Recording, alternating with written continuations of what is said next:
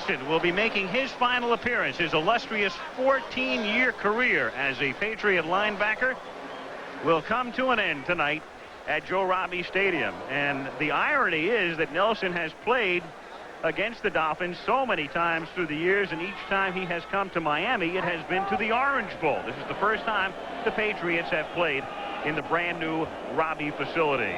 Ray Berry, ending his third full year and fourth year overall, 33-21, his mark at New England as the head man and his team to kick off with Tony Franklin to put it in the air on a very pleasant and dry evening in Miami. And the kick comes to the corner, taken to the 7 by Lorenzo Hampton. To the 15, Hampton out past the 20 and tackled at the 24-yard line. Dan Marino. And the Miami offense, Marino's numbers, and again he is up and over the 3,000-yard mark for the fourth consecutive season, and his TD to interception ratio better than 2-to-1 as it normally is. Stratford, the great rookie out of Boston College with the blocking back Bennett. Cooper had a great game against Washington last Sunday night. And the offensive line with Mark Dennis, the rookie, starting at right tackle in the absence of the injured Ronnie Lee. And through the middle, a fumble on the first play of the game, and New England has it at the 29-yard line. Fred Marion comes up with the football. And so the Miami Dolphins cough it up on their first possession, and New England in business right at the outset. Troy Stratford couldn't hold on, and New England with a 1st and 10 at the 28. And it really wasn't much of a hit that jars the football loose. Let's take a look at it. It's really a nice hole. Good lead block on Nelson. And take a look as Stratford cuts back to the inside. It's really much of nothing that forces that football loose. And Freddie Marion right in. Toby Williams, the guy who got a hit on Stratford. But, boy, that's not enough to jar a football loose under normal circumstances. Patriots at the Miami 28-yard line. And with Grogan handing the ball to Reggie Dupard, he crosses the 25 and gets to the 23. The offense for New England, Grogan last week in a pileup trying to recover a Perryman fumble, broke a bone in his left, the non-throwing hand. Wears a splint tonight, and he starts with Dupard and Collins in the backfield, though they have Perryman in there at the moment. Morgan and Fryer outside, Dawson the tight end, and notice the two rookies on the offensive line, Villa and Armstrong, who was the #1 draft choice out of Louisville. At the 23 on 2nd down and 4. Grogan a lot of time and a swing to Perryman, who takes it inside the 20 to the 18 and close to a 1st down. He is stopped by John Offerdahl, the 2nd-year linebacker, who is on his way to the Pro Bowl again. The Miami defense, very erratic. Turner, Soche, and then their #1 pick, Boza, out of Boston College. Graff is a rookie out of Wisconsin. Ship having a good year. Offerdahl, as we said, to the Pro Bowl again, and Mark Brown on the outside. Langford and Judson at the corners. Hobley and Brown at the safeties. Blackwood is on injured reserve. 1st and 10, Patriots at the Dolphins 17-yard line. Dupard stopped as he crosses the line of scrimmage for a minimal gain. T.J. Turner, number 95, in on the tackle. One thing the Miami Dolphins defense has had a difficult time doing all year long, and that is getting any kind of pass pressure. It's improved over the past few weeks, but they're into tonight with only 21 sacks, and there's only one team in the league that has fewer, and that, of course, the Atlanta Dolphins. But Steve Grogan, that bad hand, could be kind of comfortable back there. Maybe they have a confidence problem. They can't beat their own offensive line during practice. Maybe they don't think they can do it on Sundays either. And on 2nd and 9, it's Irving Fryer who had lined up as a running back, and that is something the Patriots have been doing from time to time. And Fryer, out of a halfback spot, takes it down to the 11-yard line. Irving has now carried the ball a total of 8 times this year, sometimes lining up as a running back, and the other times that he's carried has been on an end or flanker around. Well, Dan, but speaking about is the fact that once again the Miami Dolphins, and here's our call. Illegal substitution penalty, 12 men on the field, defense, 5 yards, still 2nd down. Miami Dolphins annually lead the league in protecting their quarterbacks. It's a combination of their offensive line, but also Dan Marino firing the ball so quickly. They really do protect their passers. He tried to get off the field, and The hustle just didn't pay off as Hobley was trying to get away, but still they were caught with 12 men on.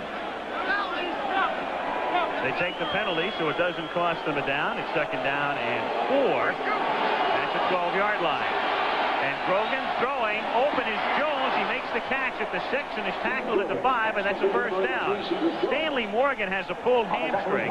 He is active, can play sparingly tonight, but Jones, for the most part, will see a lot of action as a wide receiver, and he's caught 3 touchdown passes this month. Well, he needed those 3 touchdown passes this month because before these last couple of games, he didn't have a 1. Cedric Jones, out of Duke, this time being given an awful lot of room on that side of the field by William Judson. And you have to like the way the Patriots are trying to score. They haven't yet made a play into the end zone, settling for the 5 and 6 yards per play, working underneath, and look where it's got them, down to the 5-yard line. A stumbling man in motion is Irving Fryer, and it's Perryman going straight ahead. He's a rookie out of Michigan. Bob Perryman for a 3. Both offensive lines of both these teams have been shuffled throughout the season. We have a rookie starting on the right side for New England at a good one, Bruce Armstrong. Big number 78 out there. He is undergoing surgery for the shoulder during the offseason. There's another rookie starting on the left side, number 73, Danny Villa, out of Arizona State, a 5th-round draft pick, while Armstrong was a 1st-round draft pick. Second and goal from the 3. Good protection. Great protection for Grogan, who throws to Fryer in the end zone. Touchdown. Grogan had 6, maybe 7 seconds, and finally Fryer able to get free, very free, and the Patriots cash in on a Stratford fumble to take the early lead. Graphic example of what we were talking about earlier. When you can't pressure the passer, he stands back there. He can look for alternate receivers. Now just watch Grogan all the time in the world. He's so comfortable back there. He's almost unflappable anyway. He's been around so long. But look at that time, Dan. And you could do that. And Irving Fryer started, he was flanked out to the right, came all the way over halfway across the end zone and had time to do a 180 and all the way back again for the catch. Tony Franklin for the extra point. And New England is on top with 10:50 remaining in the first quarter. It's 7-0 Patriots.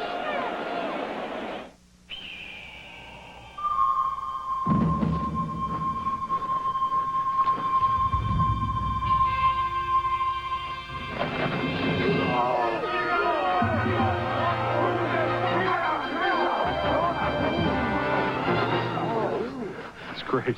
But we wanted a Bud Light. Bud Light! If you want the great taste of Bud Light, ask for it.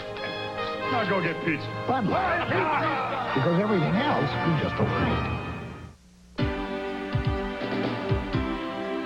A lot of Ford Taurus owners are making a comment that we think says a lot about Ford Taurus.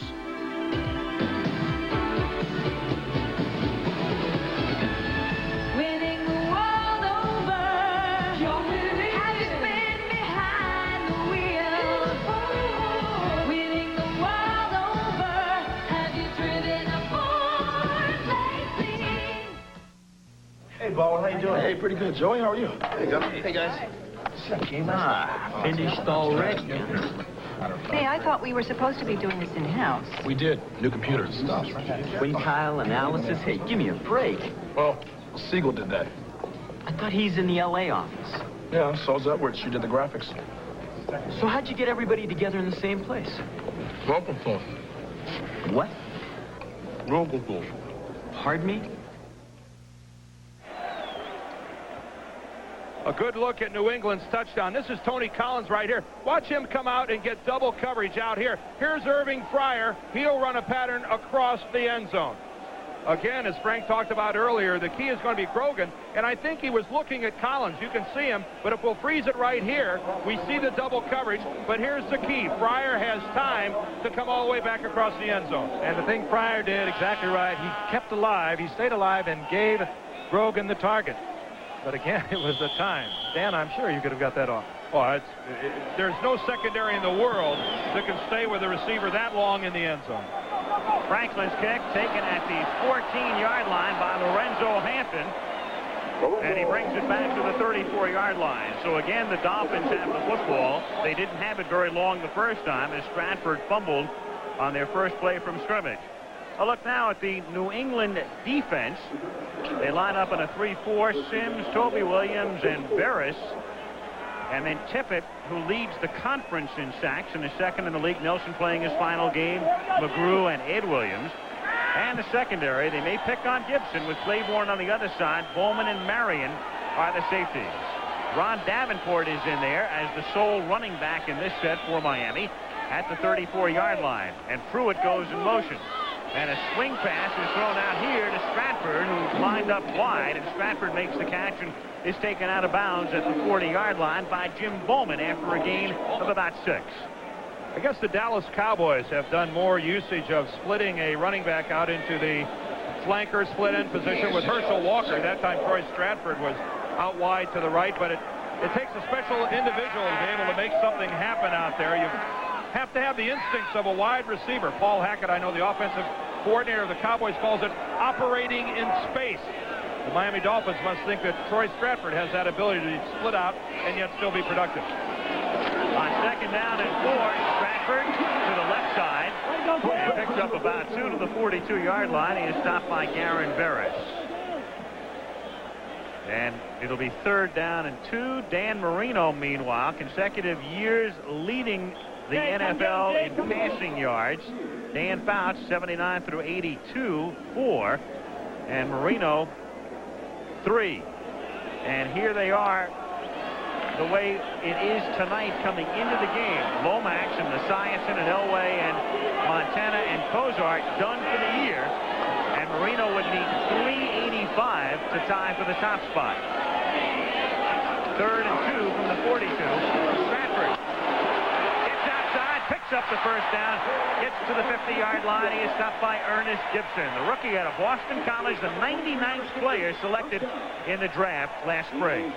4th-round draft pick, and they got Mr. Versatility here. We saw him a moment ago as a flanker, getting good yardage, a little dip to the inside, and then breaking away from Fred Marion, a man that Don Shula picked to go to the Pro Bowl as an alternate a year ago. And Troy Stratford, the 4th-round draft pick, the little man from Boston, gets the first down up at midfield.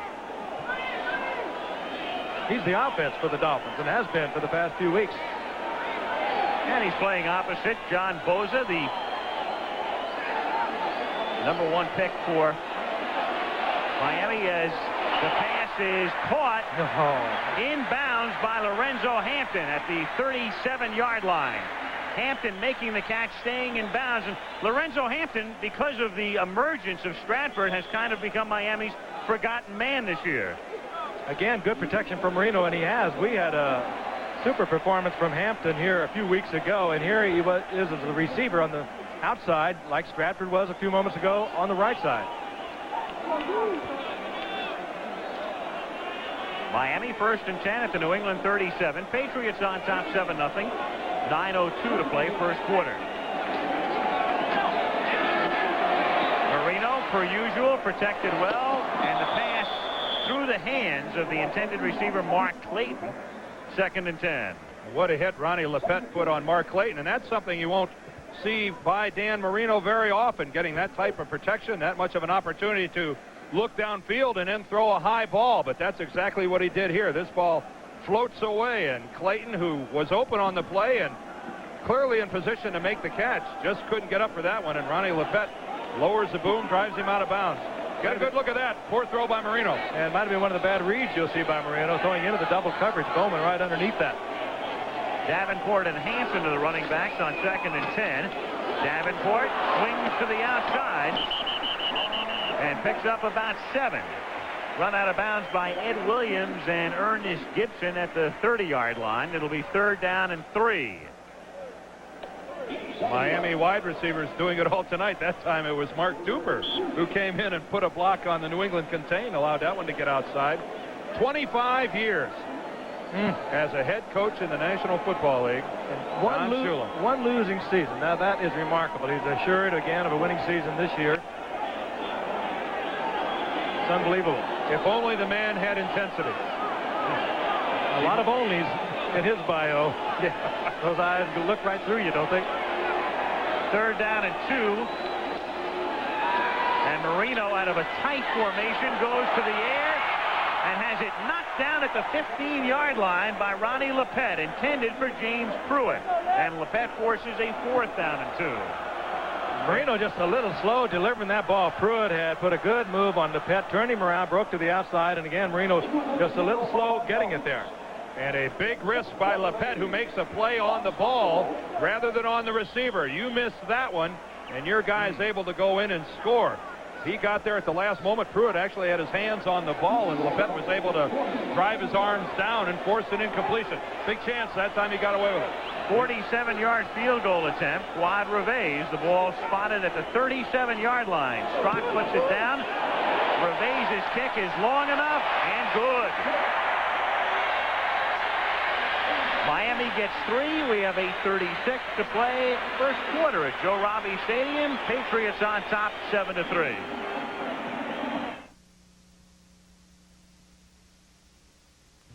Okay, let's get moving. First, we'll need work from every department. Who's set up for that? Our computers are tied in.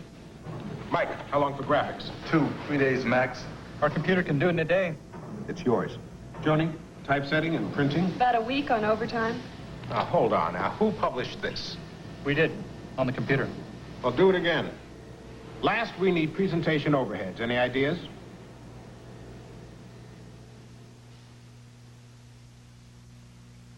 We're not a company, but we'll give you a chance to work where there's always a challenge. We'll give you opportunities to learn, to develop, to perfect skills that you thought were beyond your reach.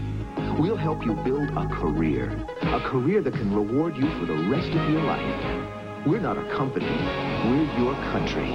We're the Army, the Navy, the Air Force, the Marines. We're the Armed Forces. It's a great place to start. What do you think of the Ford Festiva? It's big. Small. Nah, it's big.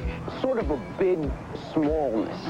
Festiva gives you features like a roomy interior, 660 powertrain warranty, sometimes even your own parking space. So it's big and small. How about Festiva's price? It's small. It's nothing. Smallness. Ford Festiva. Call it big, call it small. Call it yours for only $54.90. Have you driven a Ford lately?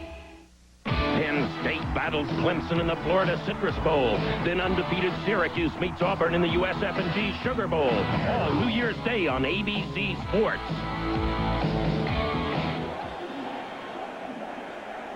Not a very nice night through much of the country, but here in South Florida, just gorgeous. Temperature today up in the low 80s, and tonight looking down and now up to the Goodyear Blimp, hovering high above Joe Robbie Stadium. Capacity crowd. Sitting in, temperature in the mid-70s, light breeze, and 7-3 New England as Reves puts it in the air for the Dolphins. Stephen Starring fields it at the 1, past the 10, and wrapped up at the 20-yard line. Stopped by Bob Brudzinski. Meanwhile, ABC's Wide World of Sports, 1988 premiere Saturday. The Harlem Globetrotters in Berlin, and our Athlete of the Year award presentation this Saturday at 4:30 Eastern and Pacific, 3:30 Central. Back in the familiar time slot, Mr. Gifford. Back in the shop. Great schedule coming up. First quarter Wide World and right throughout the year. Through the Olympic trials, through the summer. Great thoroughbred racing. First and 10 from the 20-yard line. Reggie Dupard takes it out to the 23. Dupard hurt last year. He was the #1 pick out of SMU. Had a turf toe injury. This year he was hurt. He was on injured reserve early on. He's begun to emerge, though, in the last 3 weeks, and New England really does need some help in the running game. And that is a good look at the left hand of Steve Grogan.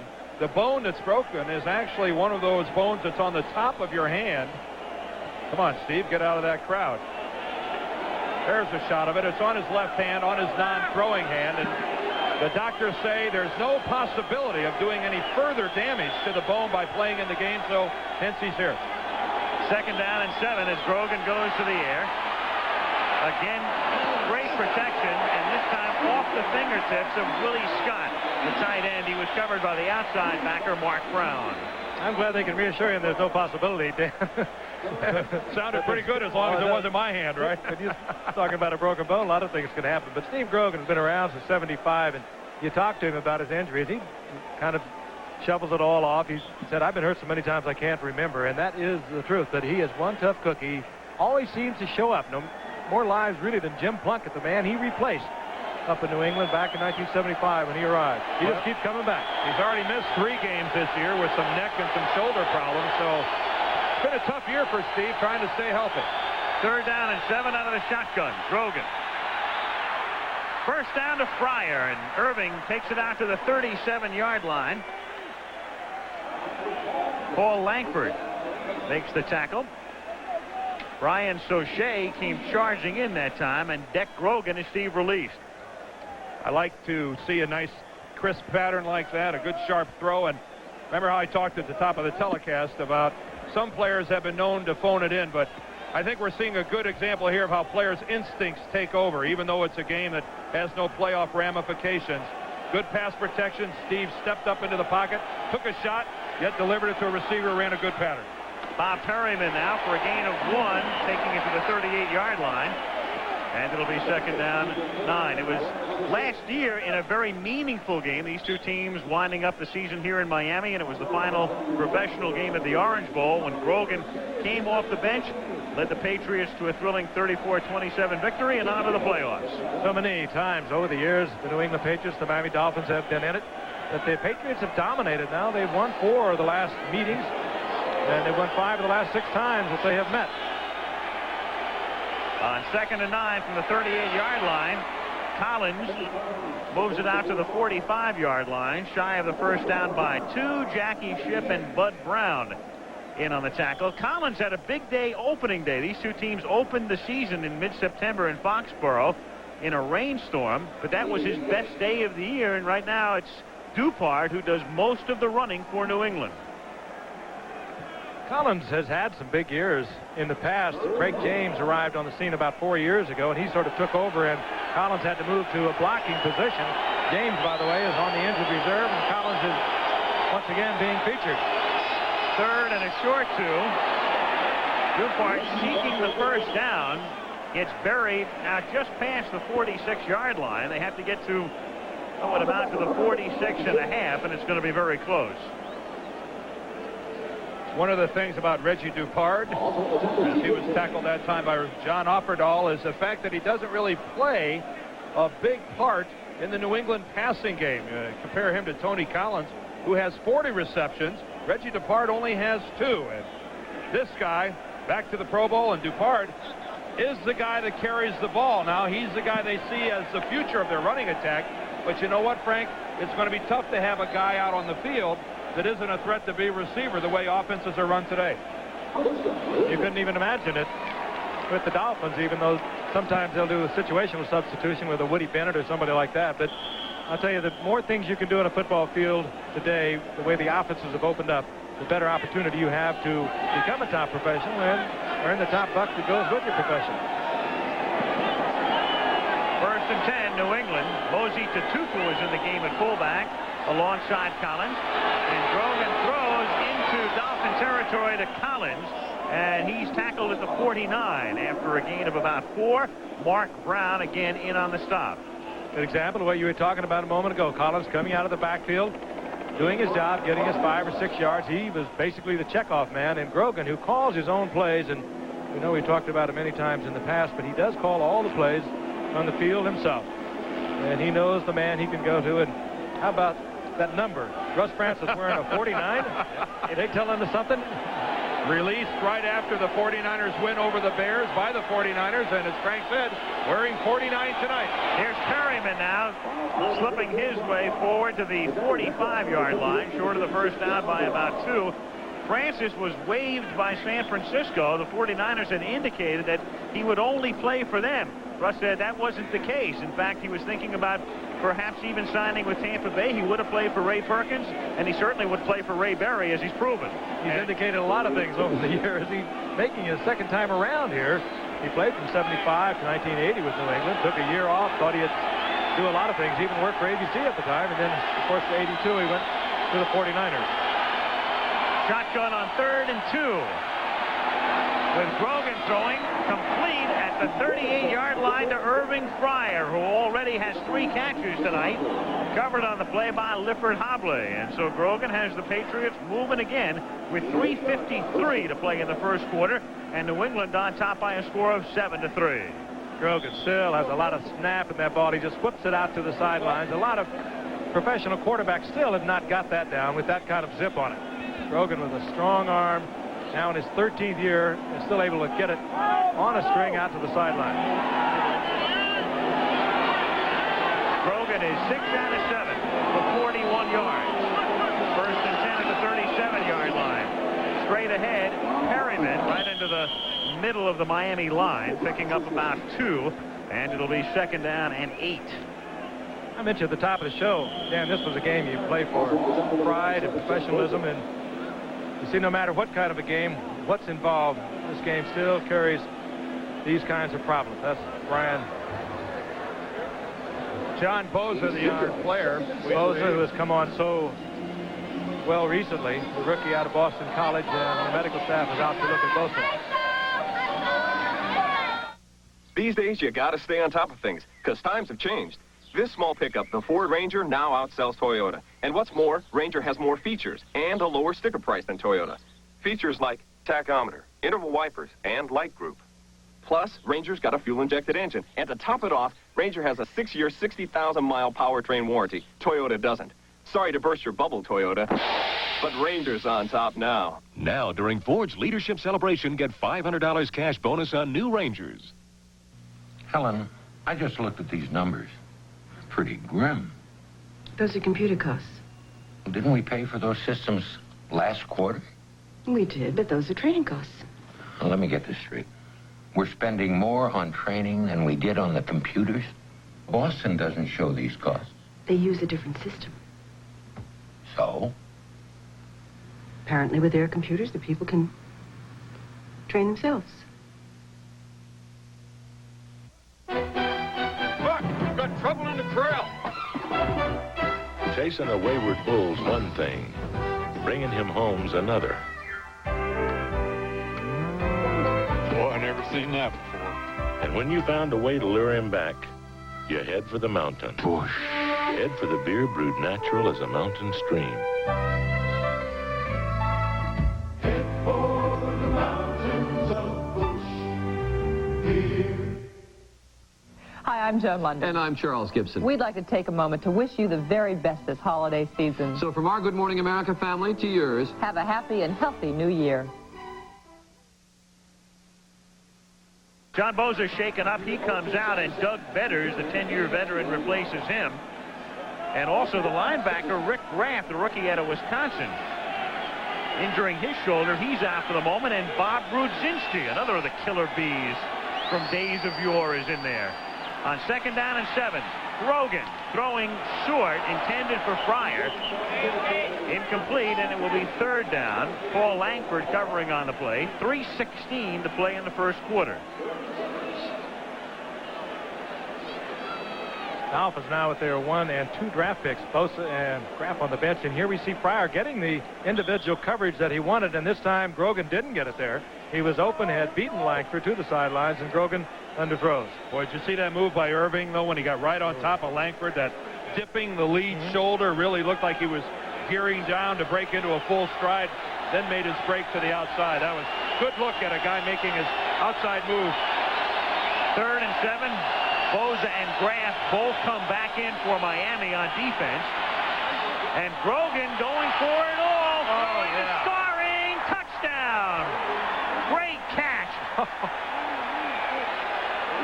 What an unbelievable pass by Grogan.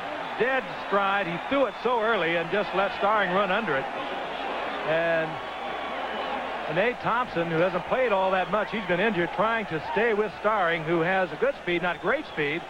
And Thompson in pretty good position, reads the eyes, turns around, but that ball is perfectly thrown. It just couldn't be any better than that. And really, if you analyze Thompson's coverage on Starring, he was right there. He just was a little late in turning back, looking to the football. By the time he saw it, Stephen Starring was past him, and an absolutely perfect throw by Steve Grogan. Nice precision tonight. We're seeing some good football. Tony Franklin slightly hooking it, but it goes through. New England has had the ball twice, and they have scored on both occasions and lead by 11. We had seen Friars move to the sideline before this. It set up the all-out burst by Starring, and the result, a New England touchdown and a big lead.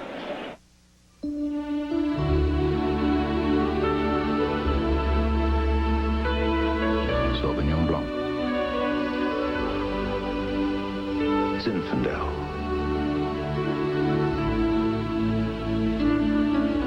Cabernet Sauvignon.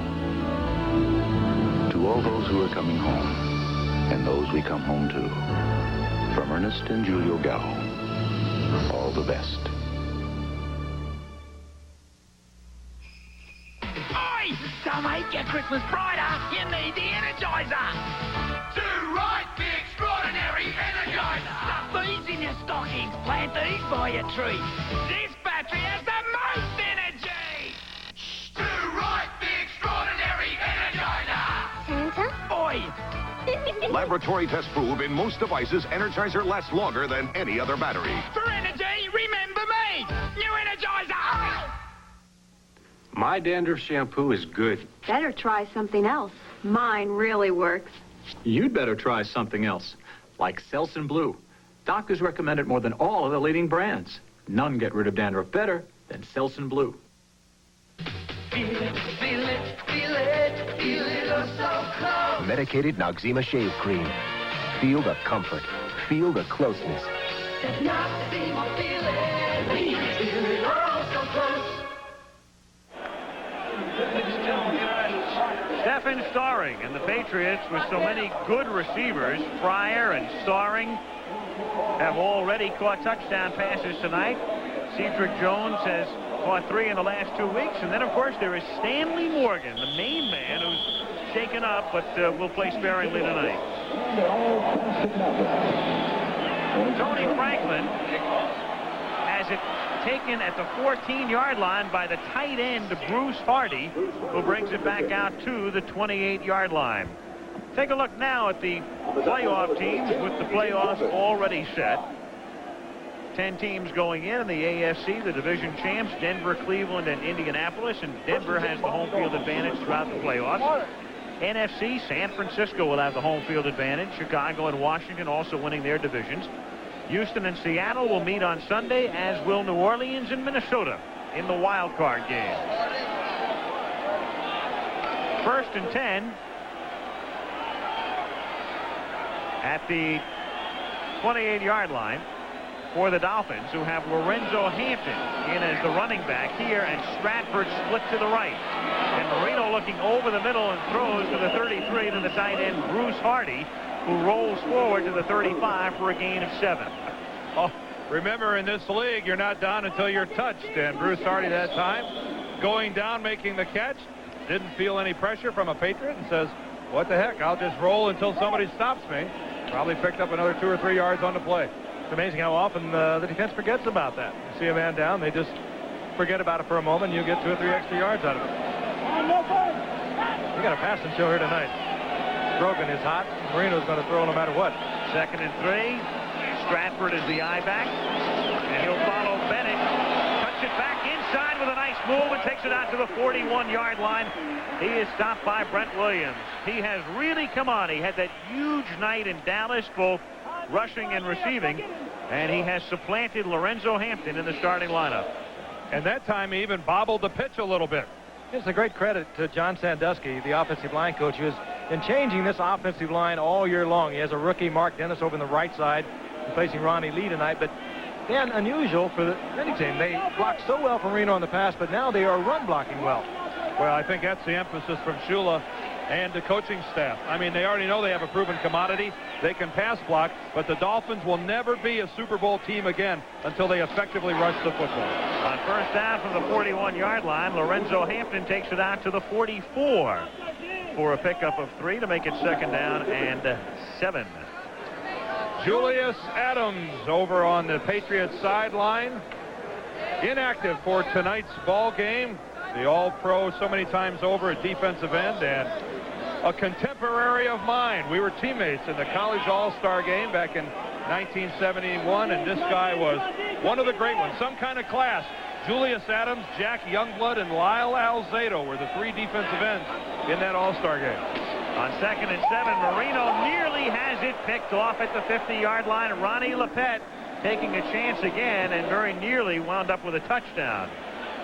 And Lepet intercepted a pass on opening day and ran it back for a touchdown against Miami, and that proved to be the winning touchdown at Foxborough. He's a gambler out on the corner. You can see this one had another half a step, and he's gone to the end zone. He will gamble on it.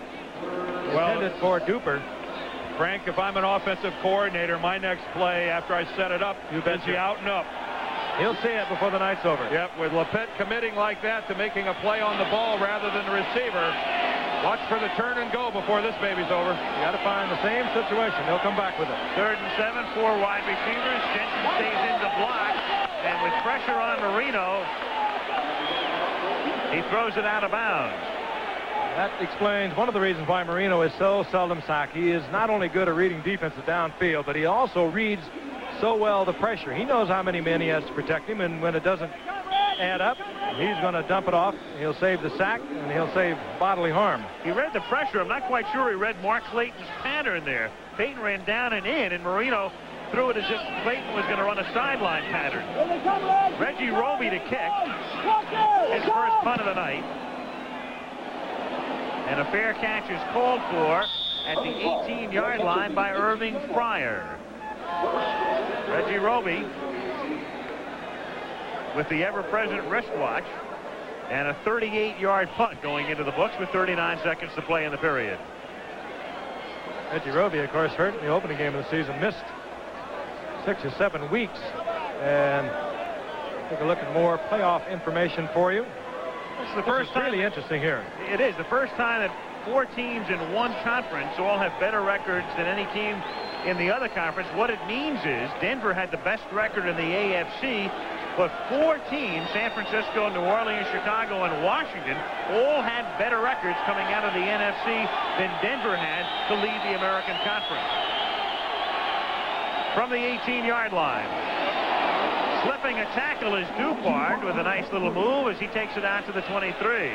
Kind of funny how the old wheel has turned, because remember back in the 70s it was the other way around. It was the AFC that most people considered to be the dominant conference. They were doing their share, whipping up on the old NFC teams in the Super Bowl, and now the wheel has spun the other direction. Now the NFC clearly the dominant conference. A lot of good teams over there. And not to say there are a bunch of bad ones here, because there are some bad ones in the NFC, but the 49ers, they just appear to be head and shoulders. And the new arrivals, Minnesota, New Orleans, Houston, it's really changed. You know what that means? After all that, an AFC team will end up winning the Super Bowl. New England clearly dominant in the first quarter, leading by 11. We'll be back in Miami after this message and a word from your local station.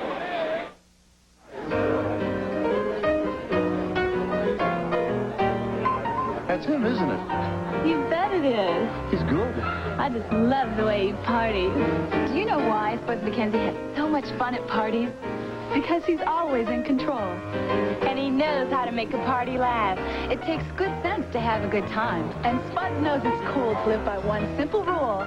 Know when to say when. A reminder from Anheuser-Busch.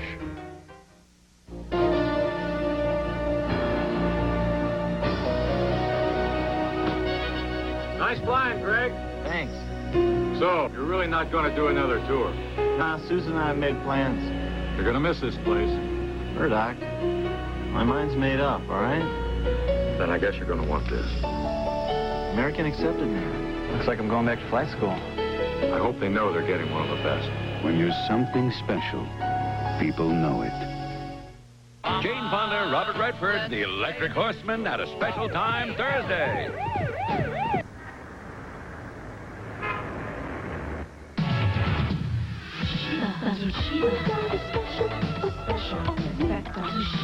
You turn me on so effective. You put my heart in motion, such a beautiful notion. You show me things I never thought I would see. You got a special effect on me. You got a special effect on me. Tonight's Let's know tomorrow's rush hour headache details after the game. New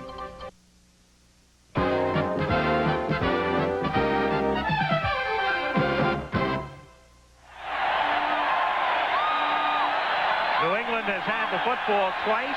They have scored twice, and they lead by a score of 14-3 as we begin the second quarter at Joe Robbie Stadium in Miami. Final game of the 1987 regular season. And as you know, no playoff ramifications in this one because of what took place yesterday.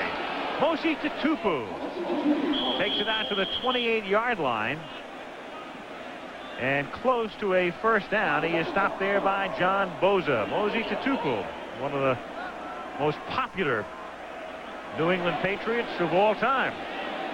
Really made his name as a special team player, although seeing some action at the fullback position, but special teams captain of the Patriots for so many years and always the first guy there on punts, kickoffs, the key block on kickoff and punt returns, and as Al said, clearly one of New England's leading citizens. He's much in demand as a speaker, active in charities, and all-around good guy. Mosi Tatupu. 3rd and 1, tight formation from the 28-yard line. And it's Collins for a first down to the 32. Tony Collins taking the ball to the 32, where he is stopped by Jackie Schiff. Interesting, too. They run right over Bruce Armstrong, their #1 draft pick at right tackle. They discovered a beauty over there, even though he is going to have that surgery on the shoulder we spoke of after the season is over. They love to go to his side, and he's turned into a fine pass blocker. There he is, out of the University of Louisville. First-round draft pick. He has started every game this season. From the 32, 1st and 10. Fryer, who had lined up as a running back again, is out of bounds, and a flag goes down, only the 2nd penalty of the game. There'll be more. Yep, a whole bunch. Well, that was a nifty little move where the Patriots leaned over and took Brian Soche's helmet right off. Ron Wooten, the Patriot guard, he's sans helmet as well. Well, I'm not an advocate of fighting, but in a game that has no playoff ramifications, as we've said, it is nice to see a little spirited play. Anything to hold an audience, huh? No, I'm serious. I agree with what you said earlier, though, Dan. I would when you never get down there, once you kick off, you forget the old thing. The whistle goes, and it could be anything. You're going to give it. The real pro is going to give it everything he's got every minute. Dick Jorgensen, the rest. Offsetting fouls. Personal foul, 64. Offense. Personal foul, 70. Defense. After the ball was out of bounds, the penalties offset. 2nd down. Trevor Manich, Brian Soche fighting to a draw. Well, how did Ron Wooten lose his helmet? This man, the 3rd man. I mean, he may have legal claims here. He's been victimized. Peacemaker. 2nd and 3. And it's Stephen Starring who takes it out to the 46-yard line. So the Patriots going to the back of the playbook, lining Fryer up as a running back, and now Starring, the 2 men who have caught touchdown passes tonight. I can understand Fryer. He's a 6-footer and a 200-pounder. Starring is hurling a very small body into that offensive line. He weighs about 170 pounds. Very effective, gets the first down. Well, the misdirection play starting one way, pirouetting and going back the other way. Last time we saw that was Bo Jackson doing that against the Denver Broncos and Mike Hart. From the 47, straight ahead, Perryman, who exploits the hole quickly, moving through in a hurry, picking up the first down, getting to the 41-yard line, stopped by Lifford Hobley. And the Patriots running right through a very erratic Miami defense. You never know what you're going to get with the Dolphins. Well, something that troubles this guy, Don Shula, is that his defensive teams, especially the last 4 or 5 years, haven't been real physical up front. A lot of times they've been undersized, very active guys like John Offerdahl, but they're not killers. They're not real physical people, and sometimes it hurts them. 1st and 10, and the pass is incomplete. Good coverage on the play. Grogan throwing over the middle, intended for Willie Scott, the tight end, but he was never free. It'll be 2nd and 10 with 12:21. Bud Brown and Lifford Hobley covering. And I think getting back to the point I was making about the Dolphins up front, I think that was reflected in this year's draft. John Bosa, the #1 draft choice. Stout guy there at defensive end. Rick Graff being put in there at outside linebacker, a big 245-pound linebacker. And the Dolphins are giving up a lot in experience, but I think Don Shula realizes it's the only way they're ever going to get to where they want to be, and that's where we're going to be, San Diego. I think we'll see them go for defense in the draft next year. 2nd and 10. Grogan out of the shotgun is decked as he gets it off, but it's complete to Fryer for a first down at the 23-yard line. And what a shot taken by Grogan, a double-barreled shot. I'll tell you, you think this guy won't play in any kind of a football game. Let's take a look at it again. He had to wait until the receiver uncovers. He knows he's going to get the shot, and here it comes in the form of Big John Bosa is one of them, but he just took the shot. And then from the middle is Offerdahl. He stood there, took it, and got the completion. And it was Offerdahl's helmet right in Grogan's chin. See where it knocked his chin strap off and almost took his helmet right off the top of his head. For a guy that missed a couple games with some neck problems, that's really not what Steve Grogan needed. From the 23-yard line, it's Dupard getting to about the 19, picking up 3, and it'll be 2nd down and about, let's call it 8, as they'll spot it closer to the 20.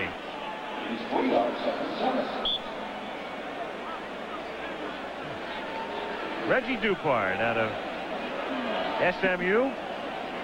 Big run last week, helping to key the victory over Buffalo, which eliminated the Bills from the playoff chase, and at that point kept New England alive.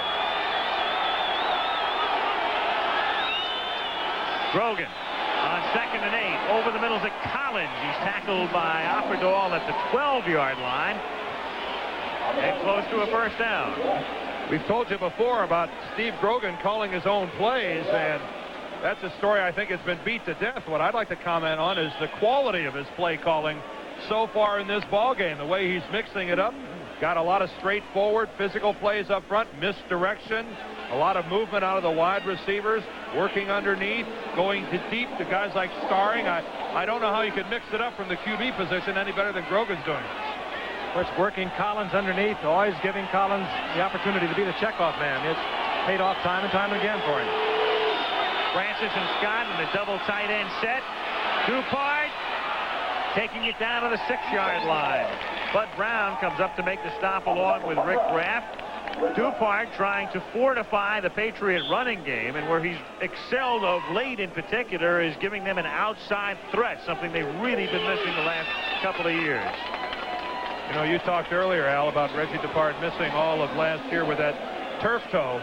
What that is you roll over your big toe, and if you've never had a big toe injury, it's just one of those things you never realize how you rely on almost every movement you make for power and balance from your big toe. And as a football player, forget playing if you're injured with that. On 2nd and 4, Perryman picked up the yard, taking it to the 5. He's stopped there by T.J. Turner, and it's going to set up a 3rd down and 3 for the first and 5 for the touchdown.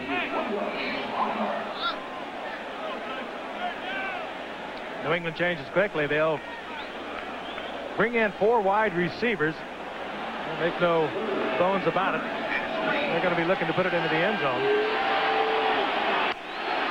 New England, perfect. 5 for 5 on 3rd down conversions. It's when you wish you defensively had somebody that you could blow in there. Somebody like a Tippett, somebody like a Taylor, somebody like a Ricky Jackson. 3rd and 3 with 4 receivers, and it's Collins going through the middle, untouched for the touchdown. So they spread the defense, run a simple play, Collins straight through the middle, and it was as if nobody was there. And New England has marched down the field 3 consecutive times to take a big lead. And I wonder if that's an audible or if that's just the luck of the draw, because the Dolphins had absolutely no one at all in the middle. I mean, there's not even an offensive lineman that had to come up with much of a block. The Dolphins just vacated the middle, and the Patriots just exploited it as just as beautifully as you could. That's a walk-in for Collins. Franklin with Ramsey holding, boots this one through. So Grogan, broken finger and all, has led New England on 3 touchdown marches, and they're on top already by 18. Spread with 4 wide receivers, nothing in the middle, and you say they is wide open. The block is an easy one. Trevor Maddich with a good block and no contest up front. Well, you really have to all over the field. I think we have got a flag. Let's go to Dick Jorgensen. Tripping, number 50, kicking team, 10 yards, retry. They'll do it again. That's the call of the weekend. That's about the 5th tripping call I've seen this weekend. Larry McGrew, the guy flagged. They really watch it on the field goals and extra points because it really is convenient to stick a leg out and try to trip a guy. Let's look to the right side. There's McGrew lined up to the right of the screen. Now let's see if he throws that leg. Oh, yeah, look at him lift his left leg. Hey, that's a good call by the officials. And a good job by McGrew. If he could have got away with it. He had 2 men. It was splitting him. Yeah. So from the 20, the result is still the same. As Franklin boots it through, we have 9:10 to play in the first half, and New England leads Miami 21-3. The 4-wheel drive Colt Vista wagon has a lot in common with the Nissan Stanza wagon. The Vista seats 7 people, and so can the Stanza. The Vista sleeps 3, so can the Stanza. The Vista seats fold to carry all sorts of loads. The Stanza seats fold too. The Vista is very reasonably priced. The Stanza, well, everything can't be the same. Colt Vista, built by Mitsubishi, imported for Chrysler, Plymouth, and Dodge. It's all the Japanese you need to know. See this phone? This is my store. And for years, my store was at the mercy of AT&T. But now, with MCI, I finally have an 800 service that charges me only for the actual distance of the calls we get and can tell me where every one of those calls is coming from. And that makes this a better store. Until you call, you'll never know how much better a long-distance company can be. MCI. Let us show you. As long as I've known Tom, I need help, he's there. Sure, I'm glad to see you. Stay with you? Figured you wouldn't mind.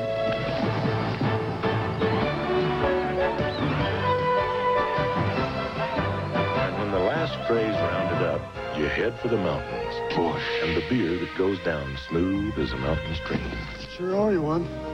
How about this in here? Head for the mountains of Bush beer. We keep talking about New England and Steve Grogan, and of course we haven't even talked about the fact Tony Eason is really their #1 quarterback, but he's on injured reserve. The way Grogan performed last year and tonight, he looks like he could go for another 4 or 5 years. You know, we talked about Doug Flutie playing tonight. Well, he may end up in this game for a different reason than we suspected. You know, Grogan may just put this thing away, and we may see Flutie. Grogan has led them on 3 touchdown drives. The 3 times they've had the ball as Lorenzo Hampton takes the kick back to the 27-yard line.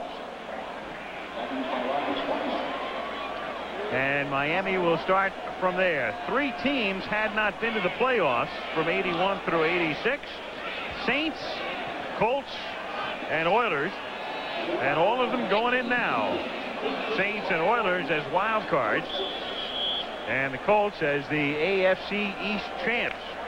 The reason that we look at 81 to 86, a lot of teams who ordinarily aren't there got in 82. The last year there was a strike. Remember, we had the old Super Bowl tournament where more were in than were out. Like the National Hockey League. You're right. From the 27-yard line, Dan Marino over the middle to a wide-open Hardy. And the tight end takes it out to the 47-yard line for a first down.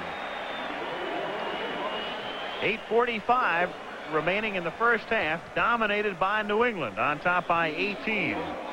If you're an offensive lineman, you love to block for Dan Marino.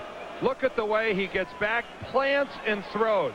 That is such a key for a quarterback to have a rhythm passing game, confidence in your receivers, that when you go back there, you don't dance and survey the field. Step, step, step, plant, throw. Dan Marino at that is the best in the game. Shotgun, 1st and 10 from the 47-yard line. And Marino looking for Duper, has it intercepted by Ernest Gibson. And Gibson is run out of bounds at his own 49-yard line. Another Miami turnover, their second. Well, they figured they were going to go at Gibson. He is replacing an injured Raymond Claiborne, but I think Duper pulled up on Marino. Marino was thinking he was going to bring it across the field. Duper kind of slowed down, hesitated, and Marino fired it right into Ernest Gibson. Let's take a look again. Plenty of time.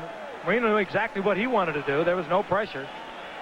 And you can see Duper kind of pulling up a little slow there. Oh. And Gibson stepped right in there as if he was the intended receiver. You saw why Duper stopped. Duper saw that he was going to get hit. I think Jim Bowman, the strong safety, was coming right across at Mark Duper. He saw Bowman coming and threw out the air brakes. I don't know that Dan Marino appreciated that. That looks very bad in the tapes, I can tell you that. They'll run in slow motion, and Bowman won't look that powerful. First and 10 from the 49-yard line, and Grogan going deep and incomplete at the 5-yard line. Intended for Irving Fryer, and William Judson back covering.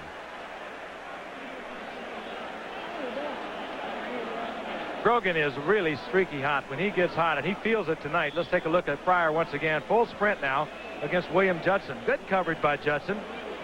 Receiver behind him just a little bit, but he's right there. That ball would have had to have been absolutely perfectly thrown for the completion. Little bumping. Both of them playing the ball, though. Judson with the hands out, making it look good. Good defensive play by Judson. And I think when you say a little contact, that's right. I don't think anybody would want to see a flag on a play like that. Good coverage. Second and 10 from the 49-yard line. Over the middle, it's caught at the 45-yard line by the running back Tony Collins. A pickup of 6, and it will be third down and 4 with 7:45 remaining in the first half, and the Patriots on top 21-3. And Doug Flutie. This is the second time Flutie has played in this stadium.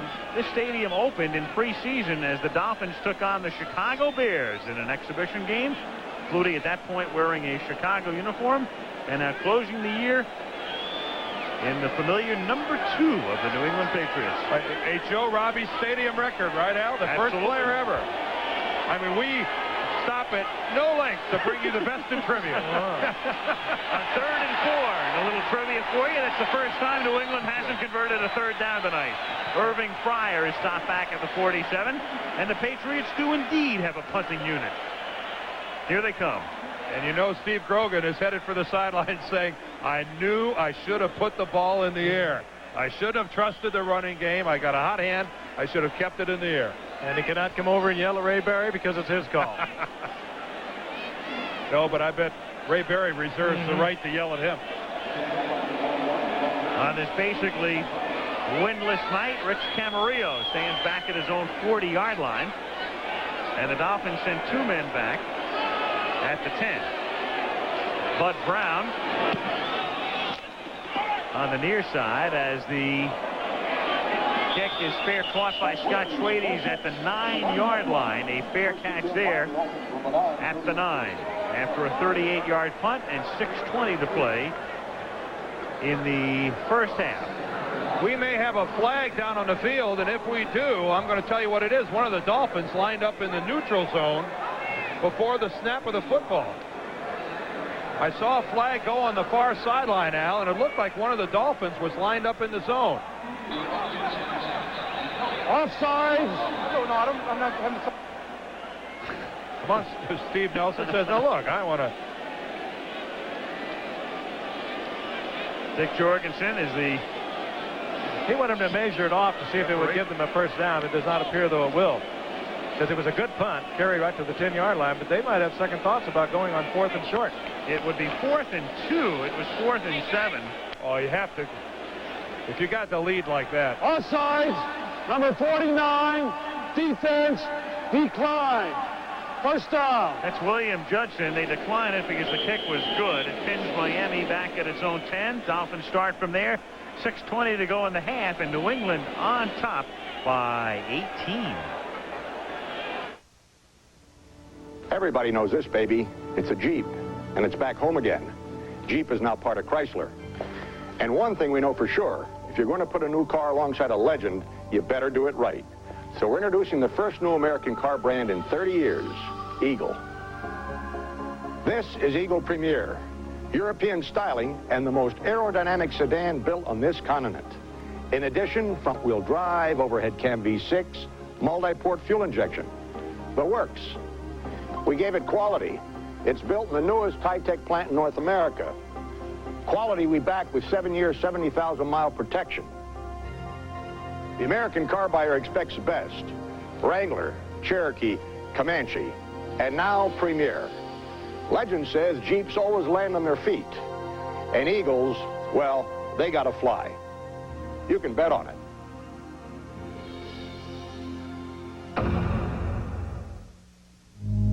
To those who, with a boundless energy and burning spirit, live to be the best, comes a salute from those of us who live by the same values, the U.S. Armed Forces. I'd go to college. Me too. If I had the money. Yeah. I'm going to college on the new GI Bill. You serve full-time in the armed forces or part-time in the reserves, and you earn a lot of money for tuition. The U.S. Armed Forces. It's a great place to start. How sweet it is. The Clown Princess of Basketball are back. The Harlem Globetrotters tip off the season premiere of ABC's Wide World of Sports, Saturday. That little fella's up a little late, but it's vacation time, isn't it? What do you mean we're out of the playoffs? Yes. In Miami, this ABC Sports exclusive is brought to you by the new Jeep Eagle division of Chrysler Corporation. You can expect the best. New England 21, Miami 3. Dolphins have it first and 10 at their own 10. 6:20 to go in the first half. With Mark Clayton in motion. And Dan Marino giving the ball to Stratford, who is stopped for no gain at the line of scrimmage. Sims is in there on the tackle. Ken Sims, number 77 in his 6th year out of Texas. In the battle to be physical up front, it appears that New England is winning that war and winning it handily. The Dolphins not having much luck up front running the football, and the Patriots effectively removing the Dolphin running game. And while they're not putting a lot of heat on Dan Marino, pretty good coverage on his receiver. 2nd and 10 from the 10. And it's caught out at the 19-yard line by Hardy, who's having a decent night. The tight end is just short of the first down, and that will set up a 3rd and 1. Steve Nelson in on the coverage. A lot of years, 14 years, final game. Let's take a look at the veteran. It's good position on Hardy, but Marino with the cannon gets it in there, and Hardy stretching, trying to get the first down. Steve Nelson, like so many of these Patriots, very active in the community. He's the Travelers Man of the Year representing the Patriots. 3rd and 1 from the 19.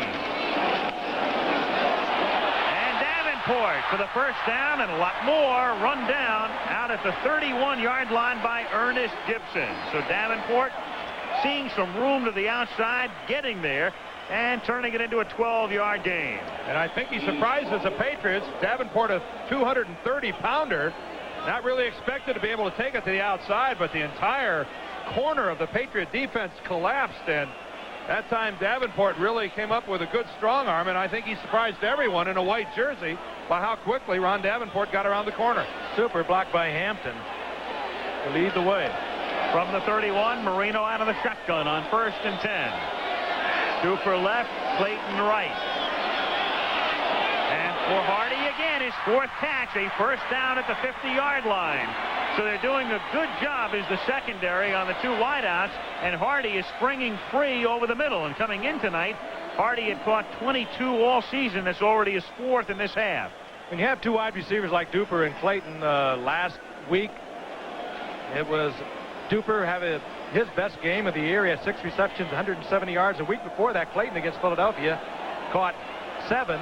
So what are you going to do? You're going to try and double cover him. When you do that, you try and cover the tight end with a linebacker, and a tight end like Hardy can really destroy you.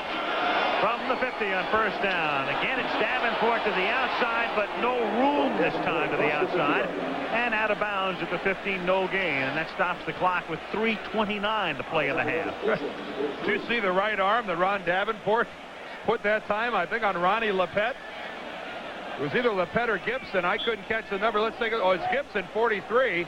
Boy, he brought the right forearm right up underneath the face mask of Ernest Gibson and sends Gibson to the sidelines. That's twice now we've seen Davenport loose in the Patriots secondary and put the big hurt on one of their guys back there.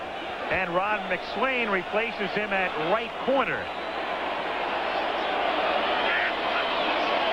From the shotgun. Marino on 2nd and 10, throwing over the middle again and incomplete. He tried to hit Hardy, but this time he was blanketed by Steve Nelson. See the coverage they're trying to provide on Hardy, and he's complaining that he was being held. They're trying to cover him with Steve Nelson, a linebacker, and they're trying to get the double coverage on the outside man, Duper and Clayton. And they'll just keep coming back to the tight end until they change up that kind of coverage, because Hardy's a big man. Over 20 receptions into tonight, but they don't feature him that much. And Al, you might recall in final game of last year, they used Hardy a great deal. And even though it was ineffectual, they were able to move the ball with him. And they wound up scoring 27 in a wild one, which New England pulled out at the end on Stanley Morgan's catch, 34-27. Shotgun, and Marino takes a look at the defense and elects to take a timeout. Miami. That's Miami's first.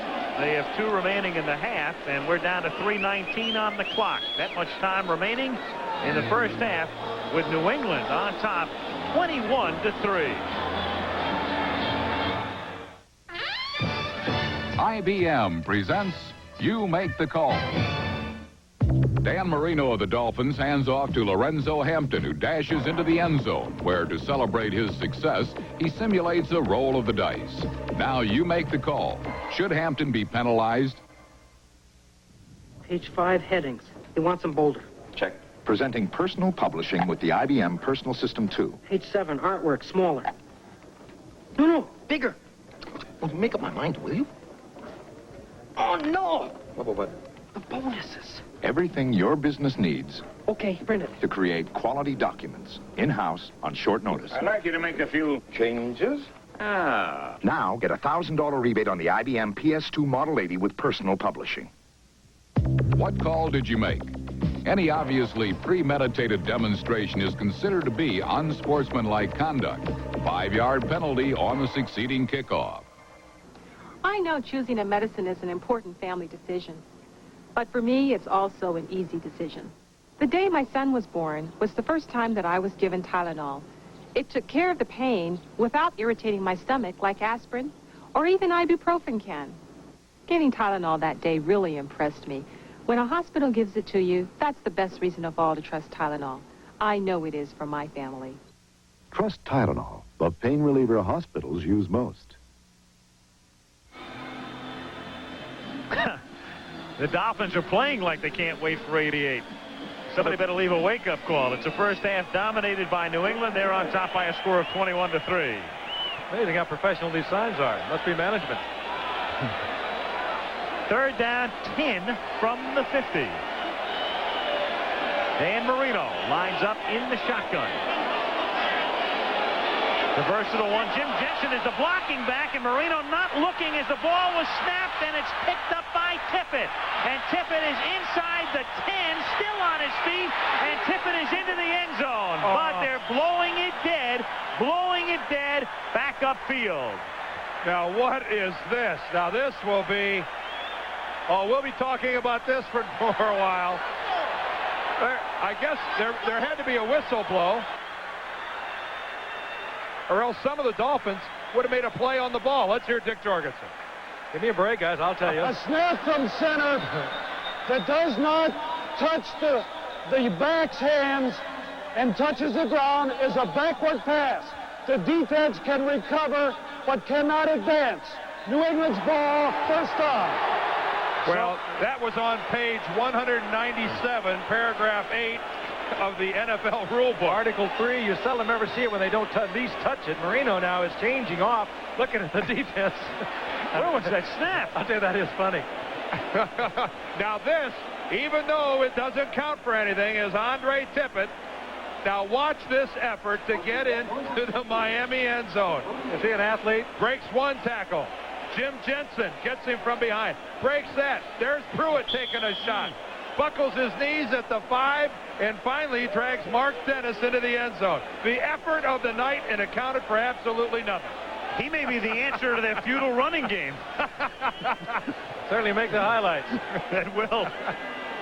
1st and 10 at the 38-yard line with Scott in motion. Mosi Tatupu moves to the outside, and Bosa runs him down after a gain of 3 to the 35-yard line. And Bosa again is shaken up. He had to come out earlier, and he's coming out again. You can see the right arm dangling down. A lot of time that's either a shoulder problem or, more often than not, Frank, as you and I both know, a pinched nerve really gets you to hunch that shoulder like that, particularly when they keep coming in and out of the game. It tingles and tingles, you lose the feeling, then it comes back and you try it again. 2nd and 7 from the 35-yard line. Perryman is stopped for no gain by Rick Graff, the outside linebacker, rookie out of Wisconsin. And that'll make it 3rd down and 7 with 2:15 remaining in the half and the clock running as you look down from the Goodyear blimp. Joe Robbie Stadium, this brand new $100 million playpen where the most inexpensive ticket in the joint is $26. Laid out, Al, as you have surveyed quite often, I know, well for baseball. And they hope to have that in the future. 2-minute warning at Joe Robbie Stadium. New England on top 21-3. Leo McKern for the investment firm of Smith Barney. It's a myth that wealth is self-perpetuating. The owner here invested the family fortune in prime breeding stock. Unfortunately, these studs turned out to be duds. Having money is no sin, but squandering it is. For preservation of capital, consider Smith Barney. They make money the old-fashioned way. They earn it. No better value? Right. Look at the new Tandy family of business computers. These 286 and 386 based computers offer the connectivity and compatibility to let existing PCs share data. They run MS-DOS as well as tomorrow's OS2 software. And you can count on a proven track record of quality from a company with 66 years of technological leadership. That does add up to better value. Tandy Computers, because there is no better value. Only at Radio Shack Computer Centers.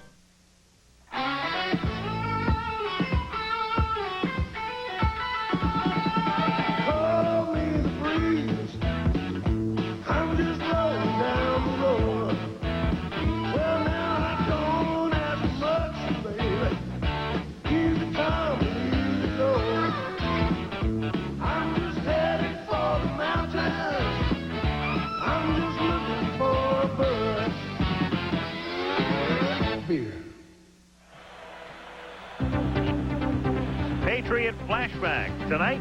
A look at the head coach, his playing days with the then Baltimore Colts, and Johnny Unitas at the other end of so many of Berry's receptions, 631 in all. Action here from a game in which Frank Gifford participated, the 1958 Classic Giants-Colts, the overtime game. Ray Berry elected to the Hall of Fame in '73. And you were kind to consider, Al. You left out the fact that Ray Berry was the principal cause of our demise in that game. He caught 12 passes for 178 yards, elected to the Hall of Fame, first year eligible after 5 years, played for Don Shula for 3 years, and then Don Shula was his coach for 3 years when Don Shula became the coach of the Baltimore Colts at the age of 33. And right now, oddly enough, following the 2-minute warning, Grogan leads them up to a 3rd and 7, takes a look at the Miami defense, doesn't like what he sees, and takes a New England timeout. So still 2 minutes to play in the half, and the Patriots have 2 timeouts remaining. And coming up at halftime, our Goodyear halftime report.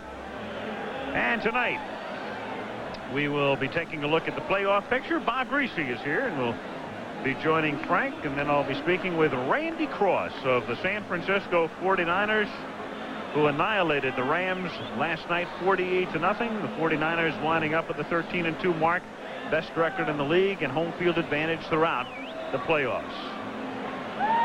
Annihilation becoming a way of life for the 49ers. I mean, really, when you stop to consider what they've done in the month of December, it's kind of awe-inspiring the way they've dismantled. The Rams are not chopped liver. I think if there had been 16 games. They've of what Jerry Rice might have done. 3rd and 7 from the 35-yard line. Grogan from the shotgun throws for a first down to the 26, hitting Derwin Williams, who makes his first catch of the night. Backup wide receiver taking it to the 27. First down, Patriots.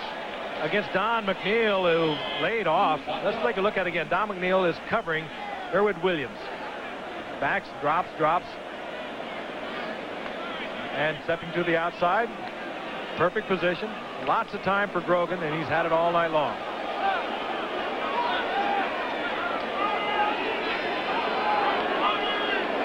Patriots at the 26. Grogan again from the shotgun. Clock running, 1:18. A lot of time. Over the middle to Collins. Collins takes it down to the 16-yard line, and that should be enough for a first down. Stopped by Paul Langford on the play. And even though they're going to go under a minute here, the Patriots with a 21-3 lead are content to still go back to the huddle and call their plays in the huddle. They're not going to the line of scrimmage. So Steve Grogan not being greedy. I think maybe in other circumstances they might be up on the line of scrimmage running plays without a huddle. Advantage of having your quarterback on the field calling the plays, you save a little bit of time in doing so. 1st and 10. Inside handoff goes to Mosi Tatupu, and he is stopped at the 14-yard line. With 37 seconds, they will now take a timeout here. It'll be 2nd down and 9 when play resumes with 37 seconds to play in the first half. So Grogan comes to the sideline, and we can tell you about our upcoming lineup of college bowl games. On New Year's Day, settle in at noon Eastern and 9 a.m. Pacific for the Florida Citrus Bowl.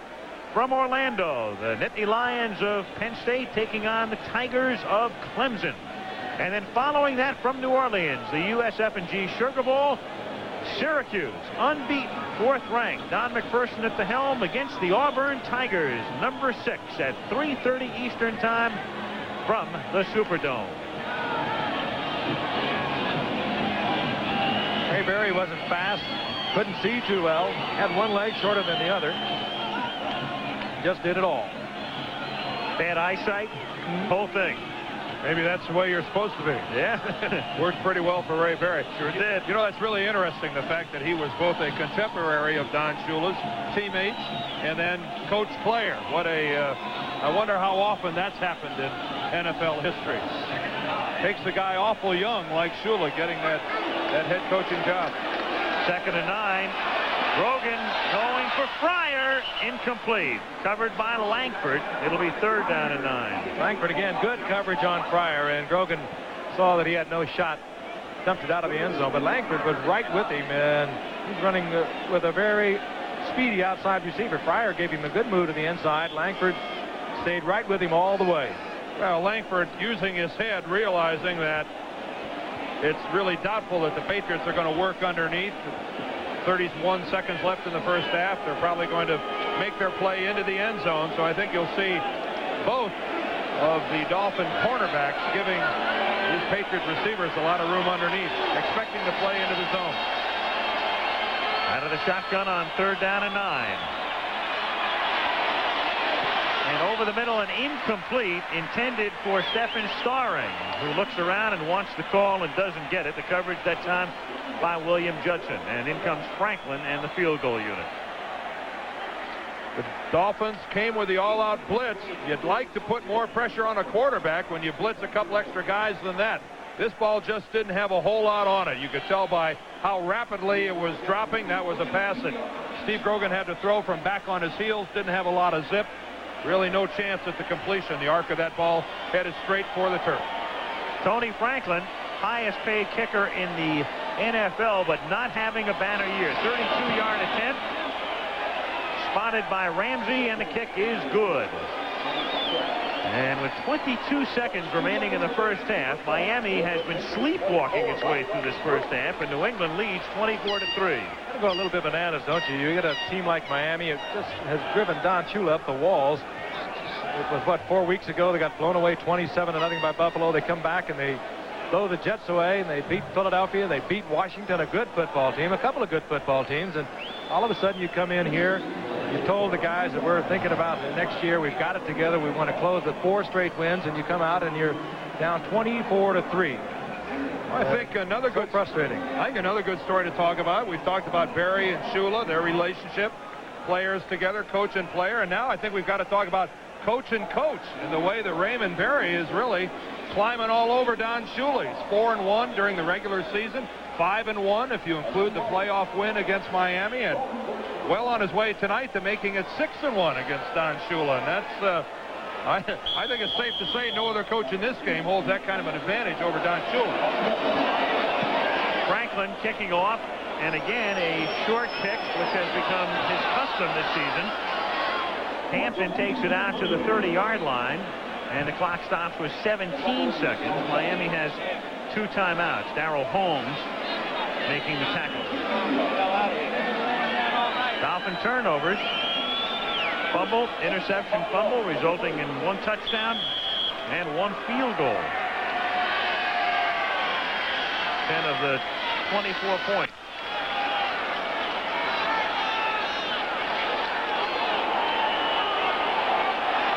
Marino, who has not had his better days against New England,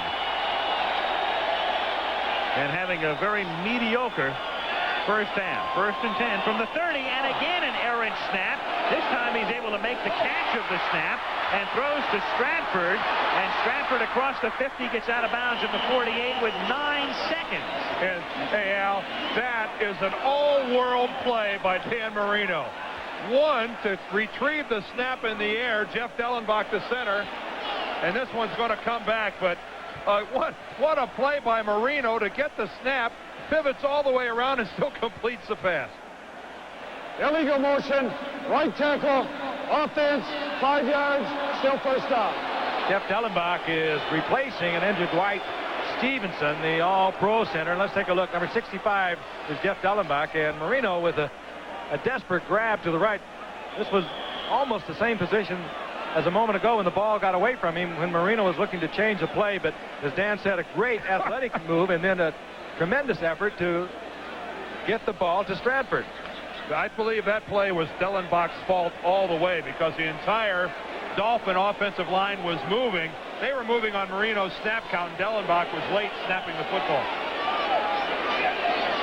1st and 15, the snap is complete, and Stratford takes the inside handoff and gets it out to the 39-yard line with some nifty moves, but an otherwise totally dreadful first half played by the Dolphins. I guess we're starting with the basics when you say the snap is complete, huh? Any victory in a storm, right? Even a very, very tiny one. It's halftime, 24-3 New England, and we'll be back after this message from the NFL and a word from your local station. These are new citizens to the United States making the first Pledge of Allegiance. I know how they feel. Not long ago, I was one of them. I'm Ford Reyes, originally from Colombia, South America, but now an American citizen and kicker for the NFL's Miami Dolphins. And this is my wife, Gail. These new Americans are also new United Way volunteers, contributors, and recipients. The United Way. It brings out the best in all of us. This message furnished by the National Football League. Hey, Joe, that's the Super Bowl game program. How did you get it? Now there are 2 ways to get the ultimate souvenir of Super Bowl 22. Get to the game or get to the phone. Call toll-free 1-800-843-9000 to order the official Super Bowl 22 game program. 192 action-packed pages, including a week-by-week review of the season. Only $5.95. Credit card orders only. Get to the phone for the ultimate souvenir of the game. Call 1-800-843-9000. Tuesday, undecking the halls at Blue Moon. It's any consolation to any of you. I feel really terrible about this. Who cares? Moonlighting. Then it's the arrival of the in-laws. We'll be fine in the guest bedroom. I think it's absurd that we disrupt your lives this way. It's your job. I can't for the life of me imagine why you gave up dancing. Didn't you tell me she dances in her nightgown for you all the time? 30-something right after moonlighting.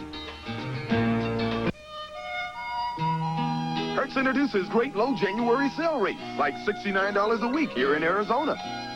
Or only $79 a week here in Hawaii. Oh, yeah, Arnie? Well, what about $78 a week here in sunny California? Or, OJ, Only $59 a week here in sunny Florida. Brutal, Juice, brutal. Hertz, you don't just rent a car, you rent a company. It's that time after Christmas when there's nothing to do. Until now. Your Suzuki dealer is having a clearance on one of America's least expensive 4x4s. All models, all colors. But it's all over on January 4th. So don't wait. You're running out of time. To get in on the fun, see your local Suzuki Samurai dealer. Tonight's snow, tomorrow's rush hour headache. Details after the game.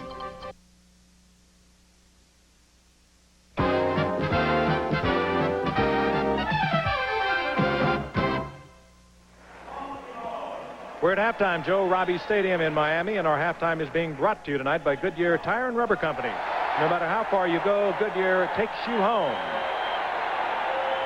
But the New England Patriots dominating the Miami Dolphins thus far in the contest, being able to move the ball on the ground, and they can move it in the air. And, of course, neither one of these teams with playoff hopes, but there are a lot of playoff hopes by the part of NFL fans all over the country. And this is the scene in Chicago. You have heard about the weather there, the tremendous snowfall in the Midwest that is moving to the east. Well, these were Bear loyals looking to buy playoff tickets. The Bears not knowing, of course, who they will meet, but they will play first on the weekend of January 9th through 10th. And, of course, the playoff picture is all set as far as the wild cards are concerned. Let's take a look. Those games, of course, January the 3rd. In the AFC, Seattle will be at Houston. Both are 9-6. While in the NFC, Minnesota at 8-7 will be at New Orleans. New Orleans with a 12-3 record. That's the best wild card record since the merger. And these are the starting times that were released earlier today by the networks. And here's a look at the different situations that could happen. In the AFC, if Seattle wins, then the following weekend, January 9th to 10th, Seattle will be at Cleveland. Seattle is a wild card from the AFC, cannot meet Denver. Of course, they're the division champion and in their division. And in the other game, Indianapolis would be at Denver. Denver at 10-4-1 will have the home field advantage as long as they stay in the playoffs.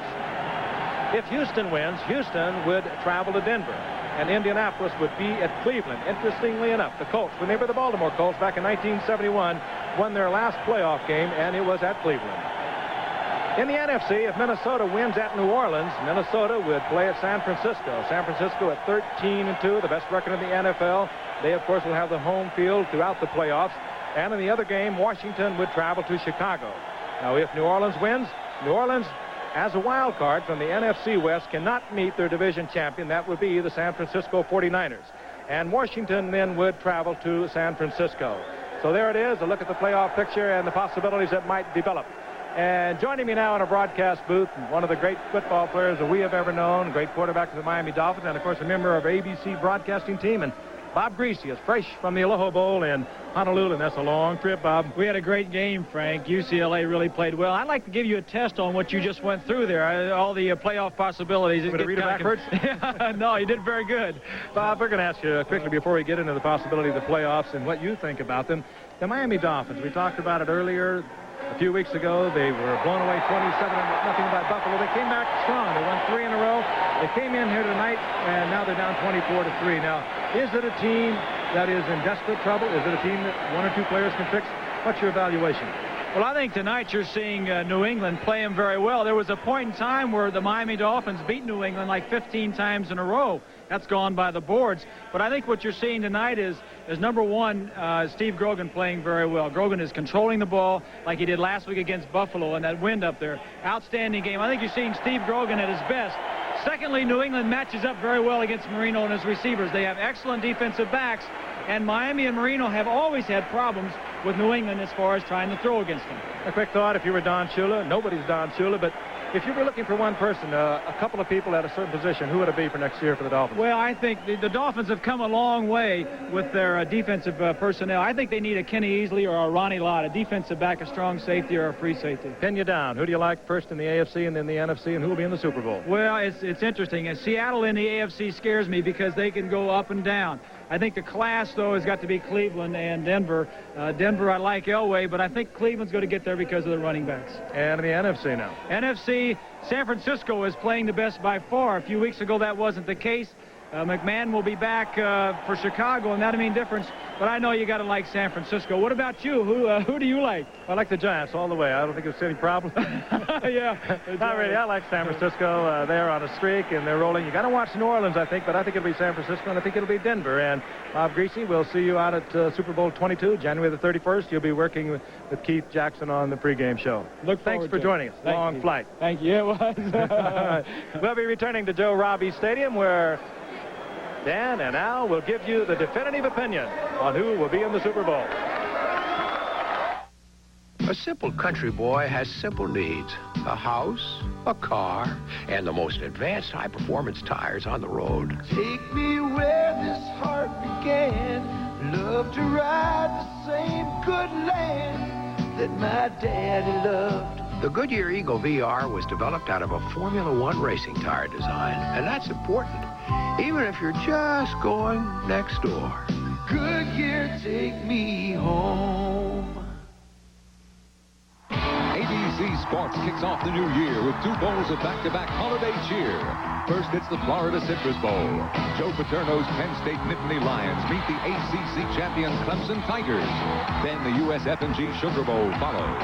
Maxwell Award-winning quarterback Don McPherson leads 4th-ranked and undefeated Syracuse. They'll battle the SEC champs, 6th-ranked Auburn. The new year begins with a bowl doubleheader, New Year's Day on ABC Sports.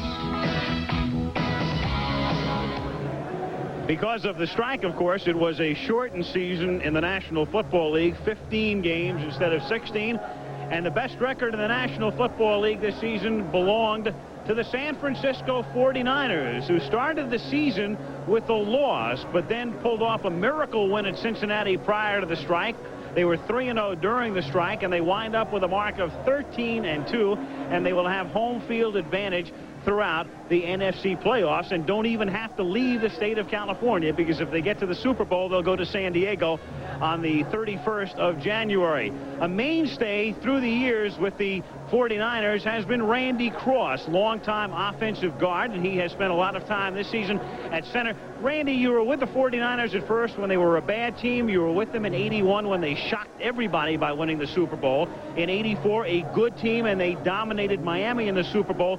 Generally, compare the '87 49ers with the 2 prior Super Bowl winners. '87's been a lot different year, Al, to be honest with you, because we've had a lot of guys get hurt and have backups step in. And if there is one thing that really stands out, it's just that the level of play hasn't dropped off at all when the starters have gone down. We've had great players like Keith Von-Horst and Keena Turner, Joe Montana, the list goes on and on of guys that have gone down for at least a game or so. But the guys that back them up have come in and played really, really well. In '81, we couldn't have had any key injuries. In '84, we didn't have any injuries. So that's probably one of the key points. Randy, looking back, how important was that miracle victory when the Bengals couldn't run the clock out and Montana hit Rice in week 2?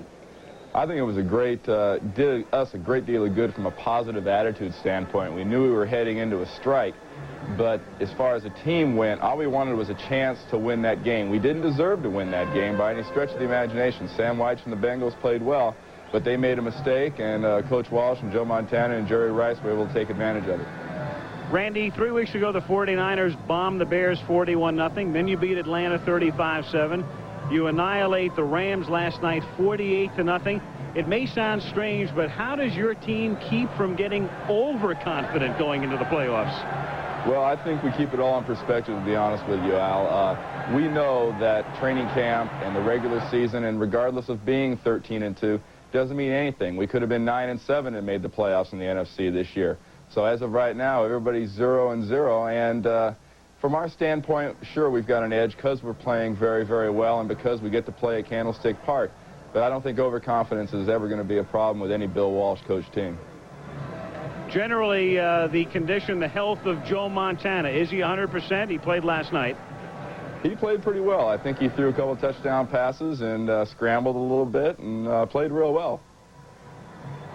Randy, thank you very much for the visit, and good luck to you and the San Francisco 49ers. And we took a look, by the way, at your offensive numbers through your career. There they are. You were minus 37 running back fumbles in your career, 36 worse than my partner, Dan Dierdorf. But I had a couple more years at center. That's right. And I know you're going to have a couple more as well. Thanks again, Randy. Dan Dierdorf with me right now. Okay, Frank and Bob Greasy have made their selections for the Super Bowl. Who'll be in San Diego on the 31st? Well, no one in their right mind could go against the 49ers in the NFC, but I'm going off the beaten path. I think it's safe to say, Denver, because they have the home field advantage. I'm going with the Cleveland Browns. I don't think that going to Denver is going to be a problem for them. They're a cold weather team, and the Browns have something I think is necessary to get to the Super Bowl, and that's a running game. So I'm going with Cleveland, San Francisco to win it. I can't buck the trend in the NFC. I'm going with San Francisco. I think they'll meet Denver, but watch out for the Minnesota Twins. Well, you're a front runner. It's halftime in Miami, and we'll be back right after this.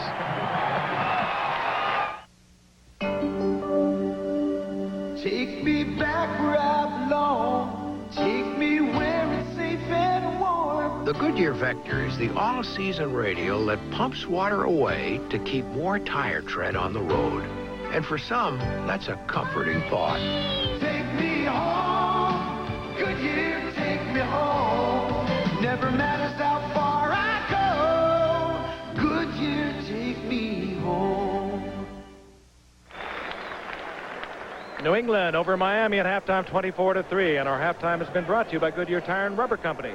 No matter how far you go, Goodyear takes you home, and we'll return for the second half kickoff after a word about an upcoming show on ABC, and then a break for your local news. Wednesday. Wonderful. John Ritter is Hooperman.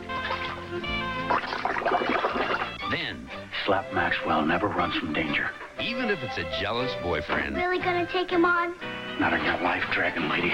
And imitation. That can get you in over your head. I'm a good swimmer. The sincerest form of flattery. We want the same things. Right now, I want you. Dynasty, after Hooperman and Slap Maxwell, Wednesday. This is the Eyewitness News halftime report with Heidi Tong.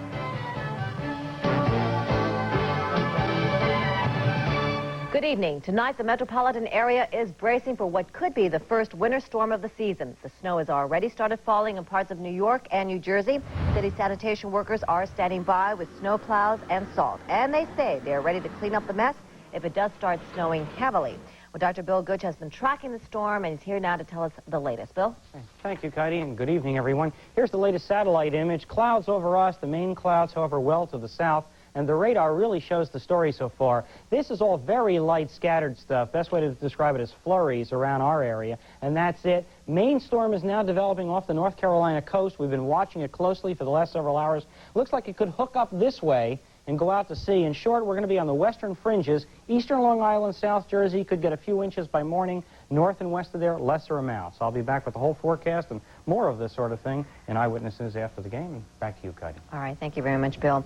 Well, this is the last night of Monday Night Football, and here to take a look at sports, a quick look at sports, Corey McFerrin. Corey? All right, Cuddy. Jets fans wondering tonight if they will ever see nose tackle Joe Klecko in action again. Physical exam today. Team Dr. James Nicholas advising Klecko to hang it up. Klecko, of course, came back this year from major knee surgery, says he will continue to train for the '88 season. The Jets will only admit player evaluations will be made in the next 3 months.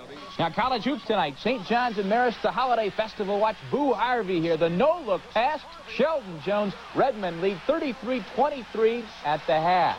Full story on that game. Plus, the Isles and Devils highlights after the football game. Patty? All right, thank you, Corey. Well, that's our halftime report for now. Join Ernie Anastas and me and the rest of the Eyewitness News team right after the game. We'll see you then.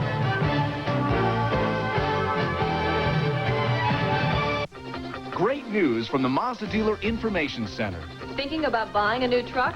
Your Mazda dealer has an offer that'll convince you. Right now, during year-end clearance time, He's got special factory cash incentives that can save you hundreds. on every new Mazda truck in stock, not selected models, every truck, even SC5s. Come save hundreds now. Your Mazda dealer's year-end clearance is on. Don't miss it. Drive a Mazda. One drive will make the difference. College isn't all fun and games, you know. Oh, yes, it's very serious, Daddy. That's why We got my computer. IBM introduces the Personal System 2 that fits a college room and budget. I'll do my term papers with it. And? My lab reports. With power and graphics that earn top grades. And? Grab economic problems. And? Ride home once a week. Smart girl. The newest member of the IBM Personal System 2 family.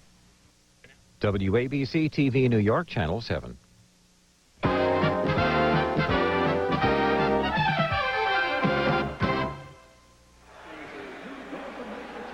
Back in Miami, Al Michaels, Frank Gifford, Dan Dierdorf. And as we start this second half, this ABC Sports exclusive is being brought to you by Michelob. So exceptionally smooth, the night belongs to Michelob.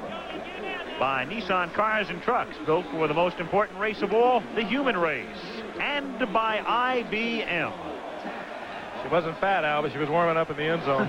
Yeah. Hitting a couple of high C's. Well, it's funny. Both teams had to come in deflated because yesterday they sat and watched television and hoped for a Tampa victory over Indianapolis. They didn't get that. Then hoped for a Cincinnati win over Houston to stay alive for the wild card. Didn't get that. But New England has come in prepared to play, and Miami has not, at least through the first 30 minutes, with Starring back to receive this kick and Revege to kick off for the Dolphins. 24-3 Patriots. And a good deep kick for the touchback. One thing Franklin has been consistent with is that, and has also Revege. They've been getting the ball deep into the end zone, both of these kickers tonight. And they've been doing it throughout the season. So the Patriots start at their own 20-yard line. Their first 3 drives resulted in touchdowns. Then they tacked on a field goal by Franklin and lead by 21. A game in which Miami came in favored by about 5. From the 20-yard line, Grogan gives it to Perryman, who takes it out to the 22-yard line. Among other things, the Patriots are trying to finish above 500. And it doesn't seem like that big a deal, but obviously Ray Berry would rather go into the offseason 8-7 than 7-8. And once again, the Miami Dolphins under Don Shula will have a winning season. They were 8-8 a year ago out of the playoffs, but he's only had one losing season in 25 years. I don't know why I get hung up on that, but that's just amazing to me. Steve Grogan completing 67% of his passes to this point on 2nd down and 7. Throws to the sideline. Catch is made by Irving Fryer. He's got a first down out at the 34-yard line. He's tackled there by Paul Langford. And Fryer having a big night. Well, he's going to have big nights as long as Paul Langford continues to give a nice cushion and overplay the deep routes. You see Langford a little late to react back into it, but really, more than anything else, it was a well-run pattern by Fryer and an excellent throw with some good velocity from Steve Grogan. These Patriots, Frank, tonight are real sharp. And not bad coverage, Dan. You got to respect that speed. He was man for man on him, and it was just great timing once again with Grogan and Fryer. 1st and 10 Patriots from the 37-yard line. Russ Francis in there as the tight end on the right side. Collins stays in to block, and the pass is caught by Cedric Jones with a nice little move and a first down. Jones able to slip a tackle, spot the marker, and pick up the first out at the 47-yard line. Noticing Russ Francis in there, too. It's interesting. He had a word with our producer, Kenny Wolf, tonight, and he was talking about everyone saying how easy it should be to come back in and pick up the system in a couple of days because he played under Ray Berry when he was with New England before. Looks at Kenny and laughs, said, no way, no chance. I don't have a clue what's going on out there. Russ Francis flies his own plane. Dives out of them every now and then. Yeah. The Renaissance man. From the 48-yard line. Reggie Dupart stopped for a loss of 2. In 81, the year in which he sat out, he joined us. He worked some college football games. In fact, we did a game at Pullman, Washington. Francis flew from the east to Seattle, missed his connection. No more flights from Seattle to Pullman. Chartered his own single-engine craft and flew across the Palouse right into Pullman. I think what a lot of people, they talk about Russ Francis and his off-the-field activities. I think they forget what an extraordinary athlete this guy is. I mean, he's huge for a tight end. The guy's 6'5", upwards of 250 pounds, extremely fast, soft hands. I mean, he's the total package. 2nd and 12, pass is low and incomplete. Intended for Stephen Starring. It'll be 3rd and 12. More importantly, Gus Francis feels that he still has the ability to play, and he wants to play. Patriots, third down. As you can see, it's resulted in 5 first downs plus 2 touchdowns. 7 out of 9 will win just about every game there is to play here in the National Football League. That's an extraordinary percentage for the first half, and we'll see if they can make it 8 out of 10. Shotgun on 3rd and 12 from the 46. Rogan to Jones, and he takes it to the 43 and appears to be just a little short of the first down. I think you're right, Al. By the time they spot the ball where his knees went down, I think they're going to be well short. Probably a yard or so. And I think they'll give them the green light to go on it if it's within a yard. And I guess not. Even with a 24-3 lead, as we look at the coverage, and up there very close is Thompson, playing as close as he can. And being close like that, he was able to make the tackle before he could pick up the first down. It's hard to defend that inside move much better than that, and surprisingly, the Patriots are going to go ahead and punt. And Camarillo's kick is a floater. Fair catch called for by Schwades, who fumbles the ball at the 10-yard line, but recovers his own fumble. And so Miami will take over again deep in its own territory. 11:46 to play in the third. 24-3 Pats.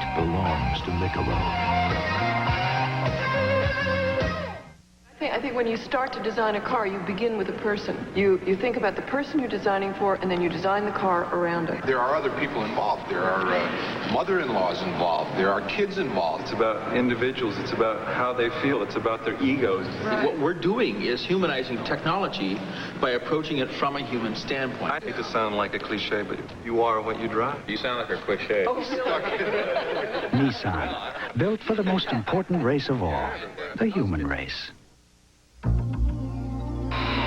Comprehensive health services and protection at an affordable cost. That's what one of America's strongest insurance, financial, and health service experts offers you. All backed by 52 years of health service expertise that covers over 8 million Americans. It's one of the most dramatic developments in healthcare today. From the Travelers, you're better off under the umbrella. Penn State battles Clemson in the Florida Citrus Bowl. Then undefeated Syracuse meets Auburn in the USF&G Sugar Bowl. All New Year's Day on ABC Sports.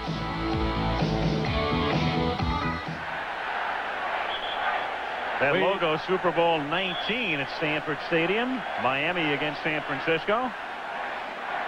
And coming up on the 31st of January, of course, will be, all right, Hutch, the Super Bowl from San Diego, number 22 from the 11-yard line. As Marino goes back to pass, it's caught by Stratford, who is taken down after a pickup of 4 by Lawrence McGrew.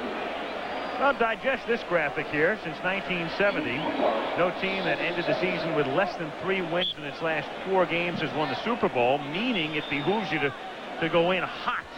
And right now, 3 teams would fall into the category outside winning 3 out of 4. It would be the Bears, Seattle, and Minnesota at this point.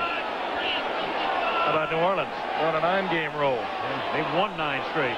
Yeah, you got to worry about them. Maybe they peaked too early. They've been peaking in October, November, and December. Yeah. As Davenport takes it out to the 16-yard line. I guess the biggest news in that group that isn't streaking right now certainly would be the Chicago Bears. And when you analyze that football team from top to bottom, coaching to the 45th player on the roster, you really wonder why they're not playing better football than they are. And Seattle erratic as ever. And Seattle now will not be the beneficiary of playing any game in the Kingdome. And they've got to win 3 to get to the Super Bowl, as does New Orleans, but they'll get at least one of them at home.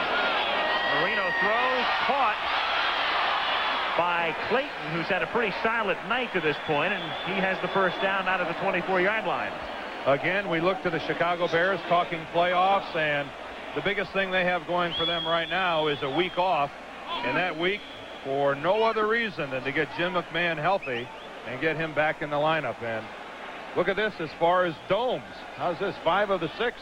The only team missing out of that group is the Detroit Lions, who play at the Silverdome, but everyone else who has a dome for a home stadium is there. And both wild card games this Sunday will be played in domes. Superdome and the Astrodome. From the 24-yard line, Stratford, boom, and he picks up about 15 as he takes it out to the 39-yard line. Stopped by Ronnie Lepet as the Dolphins try to mount a march on their first second-half possession. And the versatility of the 5'9", 190-pound rookie out of Boston College. Gets good blocking out in front. Number 61 is Roy Foster. Screens off a man.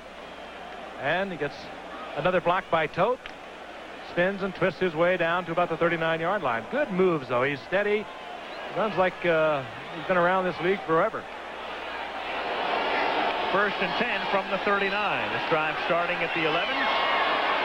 Marino has a wide open Duper, and a face mask called is now it's made as a flag goes down on Ronnie Lepet. That was pretty obvious as you watch the play, and then the flag was dropped. Well, I think what happened is that the official who was right on the sideline was screened. Lepet blocks him off from the play. I think Lepet's going to get his left hand in there. Yeah, there goes right onto Duper's face mask, but the official, who was clear in the backfield, saw him from about 20 yards away and made the call. 15-yard face mask foul, number 28, defense, first down. Well, I think that's a good call by the officials because Lepet had an opportunity to get his hand off the face mask, and he kept it on and spun Duper all the way around in a 180. And you got the 5 and the 15-yard varieties, and that time Lepet left it in there a little bit too long and drew the 15-yard foul. Got the major of it. How about that pass by Marino? Off balance, and all of a sudden looking downfield, spots Duper and just flips it off balance, sidearm, still had the zip on it to get it there. Well, the Patriots came with a blitz and got stuffed at the line of scrimmage by that great line. From the 21 with Pruitt in motion. And again an errant snap, and Marino has to cover up back at the 38. And not to belabor it, but for so many years it's been Dwight Stevenson doing the snapping. He was hurt in that Jets game a couple of weeks ago, a Monday night game, and it's been Dellenbach snapping tonight. And look at Dellenbach looking up to the big screen at the end of the stadium to get a replay, and you saw Danny Marino right in his face telling him again it's a bad snap. That's a blind snap for the center. He can't see it, you know, until he realizes that something is wrong. Either a teammate tells him. He has no idea where the ball went, and I'm going to tell you right now, that wasn't that bad a snap unless that was an erroneous angle of some sort. That looked like it went through Marino's hand. It certainly did. It's really not Dellenbach's spot. He's a tackle by trade. He's just filling in for the missing Dwight Stevenson. Right? You know, to me, that looked like a pretty decent snap. Second down, 26 from the 38-yard line. Marino, and incomplete, and again, Lepet gambling as he's prone to do and able to bat it down. Third down. Well, you can't fault Ronnie Lepet until he makes a mistake, and what he's doing tonight is playing extremely aggressive on the corner and playing the football. This time slicing in front of Mark Duper, and hey, that's as good as a cornerback can play it. It's a funny ball. If that baby spins the other way, if that doesn't go behind Duper, that's the kind of ball Duper can pick up and run in for a score. And your guesses better be right, and it better not be a square out and down, which they are known to do. Lepet just gambling that Duper was going to keep it on the sidelines instead of taking it upfield. Third and 26. Three receivers are set to the right, and Marino looks to the left, and that one is knocked away. And again, it's Ronnie Lepet, who's had big days in Miami throughout his career, not only as a pro with New England, but he played his college ball right here with the Hurricanes. Boy, an interesting call that time by the Miami Dolphins, who split three receivers out to one side of the field and then worked back to the weak side. Let's look at the snap by Dellenbach. This time it's low and away. Marino stays with it, but stumbles a bit going back. And the toughest part there is, as a quarterback, that snap ought to be subconscious. You don't even think about it. Right now, Dan Marino's worried about the snap every play. Dellenbach is snapping sliders on the corner. And this kick goes into the end zone. That's really why they've had Don Strock doing the pooch kicking, and he is very good at it. They didn't decide to use him on that play. They go with Roby. He puts it in the end zone, and New England will have the ball at the 20. Hey, my desk. Making room for the new computer. We just got a new computer. I'm talking about a really big computer. Is this big enough to run mainframe programs? Piece of cake. Is it big enough for hundreds of workstations? Of course. Wow, for thousands of customer accounts? No sweat, kid. Wow, that does sound big. You better not spill your coffee on it. This is it? Where's the rest of it? The IBM mid-range. Big computers in small packages. Here's why these New England fishermen take Alka-Seltzer Plus cold medicine. I get aches and pains, runny nose, nasally, and Alka-Seltzer Plus works every time. When I get a cold, my head feels like it's 3 feet thick. Alka-Seltzer Plus helps break through, helps me get back on my feet. Alka-Seltzer Plus cold medicine. Fast, effective relief for tough winter colds. In a word, it works. Try new Alka-Seltzer Plus nighttime cold medicine to relieve your cold at night. What if things you never thought of in color were suddenly in color? That's how we thought of our new Delta faucets. Faucets that make a splash even before you turn them on. We designed them so you can design with them. Colorful Delta faucets. They'll color the whole way you look at faucets. And maybe everything else. Delta washerless faucets. Designs that last. There is Don Strock, who has the complexion of a man who looks like he winters in Miami, doesn't he? Winters on the 17th green, I think, is where Don Strock, an avid amateur golfer and a scratch player, isn't he? He's pretty close to it. He's got Marino hooked on it now, too. Notice the tan zone. Yeah. The benefits. You don't see a whole lot of that in Minnesota, do you? No, I'm very jealous. From the 20-yard line now, New England takes over. Not of the tan, the scratch handicap. 1st and 10. Reggie Dupart takes it out to the 22-yard line. He is stopped there by William Judson after a gain of 2. New England on top, 24-3, which was the score at halftime. Billy Sullivan, the owner of the New England Patriots, was in our booth at halftime, stopped by to say hello, and in talking with him, he said one thing. He said, you know, we really do have a pretty good ball club, don't we? Yes. I mean, the defending AFC East champions in the Super Bowl a couple of years ago. Lots of talent, and a disappointing year for them this year, Al.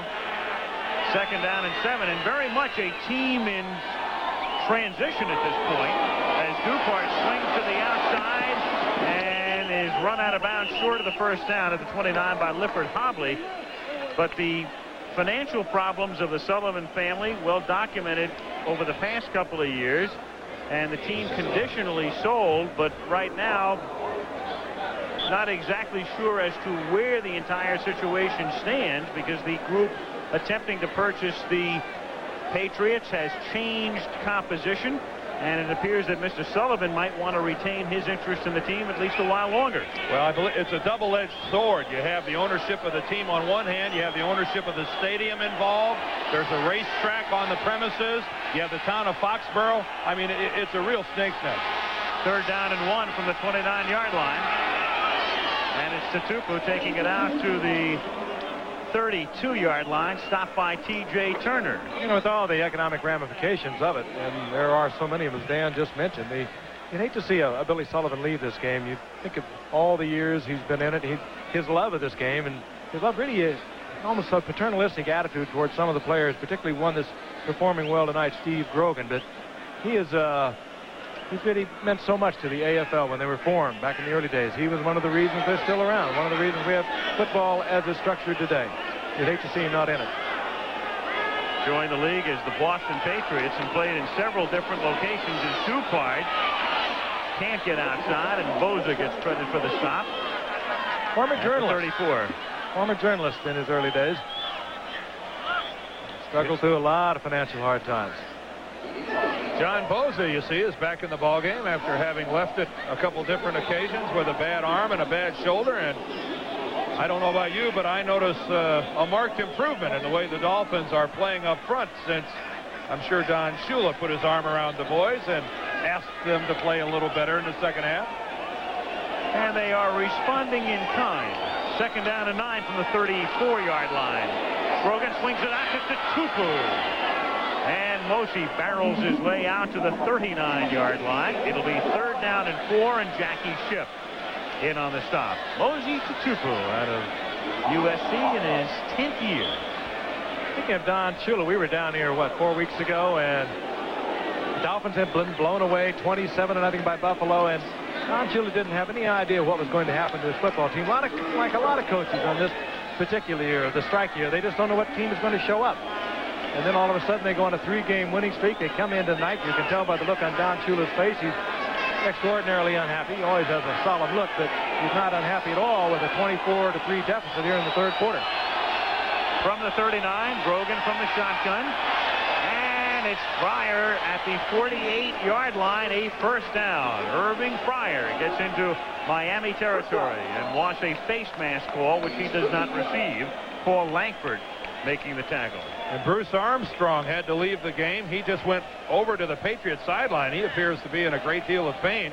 Let's take a look at this pass, and Steve Grogan is just as sharp as a quarterback could be. Irving Fryer, a simple route. Langford right there, and the key to this, all timing. And as soon as Irving makes his break, the ball from Steve Grogan is right there. And substitution up front at right tackle. Armstrong is out. Replacing him, Art Plunkett. Grogan on first down, and making the catch at the 31 is Fryer. So the big night for Irving continues. He caught the first touchdown pass of the night, and Irving has taken the ball down to the 30-yard line of the Dolphins. That was about the first time they have found really bad coverage on the part of Langford. He has been principally assigned to Fryer. He's covered him really well that time. Second pass going to Fryer in a row, he just laid off. There you see Bruce Armstrong on the side. We mentioned earlier that following the season he's going to have shoulder surgery. We don't know that that is the problem. Would not even speculate, but he does wear a special harness to keep that arm down and keep that shoulder from getting into trouble. From the 30-yard line, first and 10. Back up top again goes Grogan, and it is dropped in the end zone by Derwin Williams. Paul Langford covering on the play, so Williams can't hold on. Second and 10. He had it in there perfect once again. And again, I compliment Grogan on the way he mixes it up. The short one's underneath, the straight fly pattern to Williams, and look at the throw. I mean, perfect. How could it be any better than that? It's difficult to tell that time whether Langford got a hand on the football, but at least from that angle, it appears that that's a catch that Williams should have made. Hey, one thing Langford said, give me a break, guys. He says, hey, you're up 24-3. You're supposed to be running the football. They're finding him everywhere out there. Second and 10, New England at the Miami 30-yard line. Here's an audible. Grogan completed the 15 to Jones, who takes it down to the 7-yard line. And it'll be first and goal. Cedric Jones tackled by Donovan Rose. That was a zone defense, but again, it was in Langford's zone. Let's take a look again. Here is Jones breaking to the inside right in front of Langford, who could have been much closer to the action. And you can see Langford on the outside, Donovan Rose on the inside, and neither one of them close enough to be effective. And as I said before the snap of the football, an audible by Steve Grogan. He recognized the Miami Dolphin defensive coverage and sent Cedric Jones on a route to take advantage of it. And again, we go back to a quarterback calling his own plays. I think a quarterback that calls his own plays, audibles much easier than one who only has to do it 3 or 4 times a game. First and goal. And Grogan keeping it after putting it into the stomach of Perryman on a busted play. Boza stopping him at the 8. So many arguments over the years about quarterbacks calling their own plays. And one of the good ones is a quarterback can look in that huddle and he can see who's breathing deeply, who maybe got a shot in the stomach on the last play, whether the running back is ready to carry it again.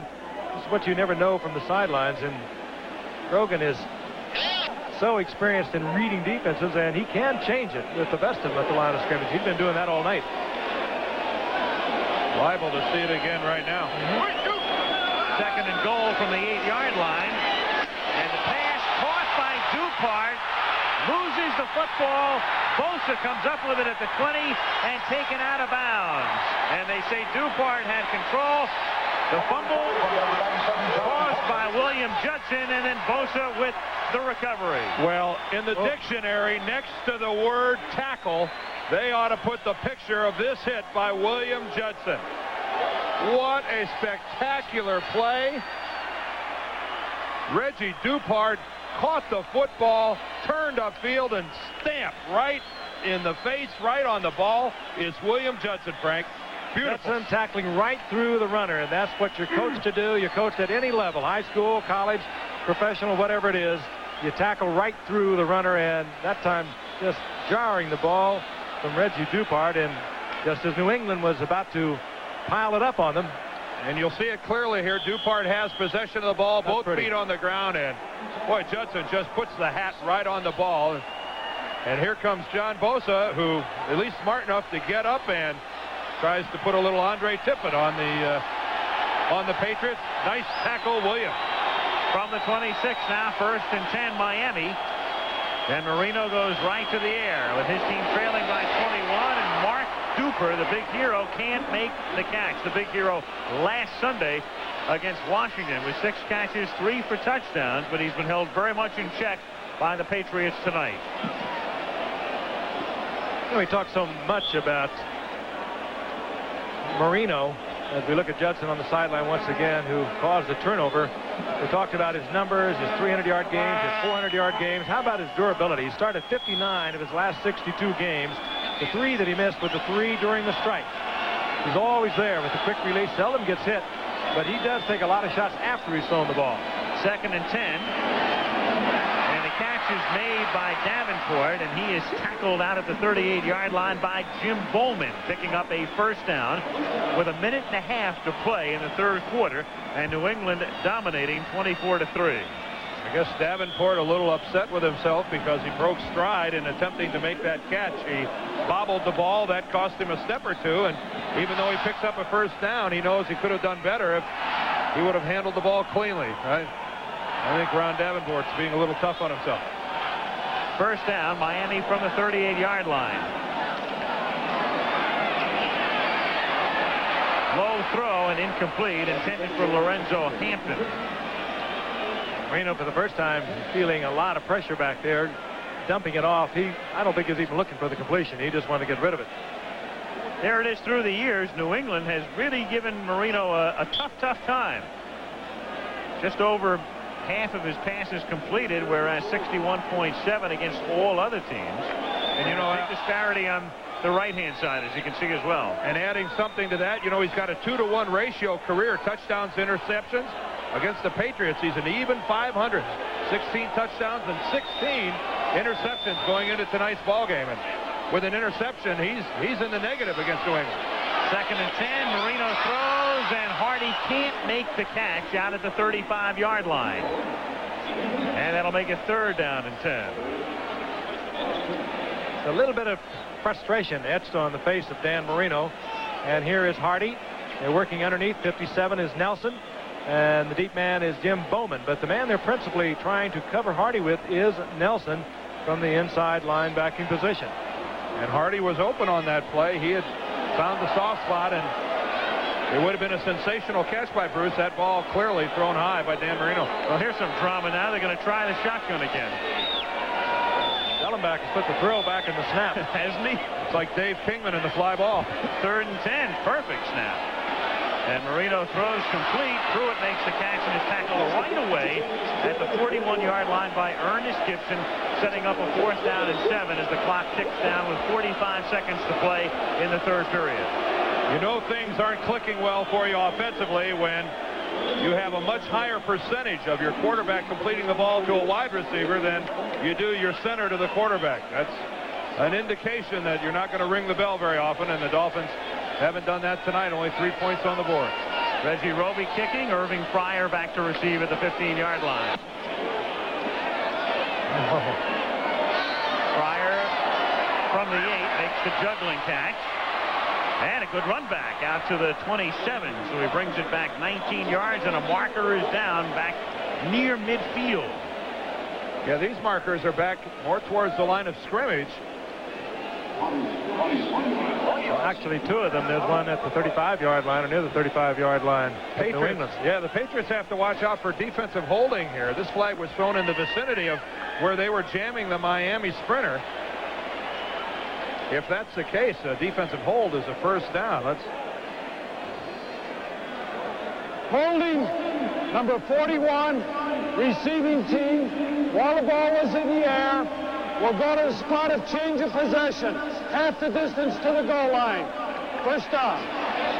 Okay, that's the key.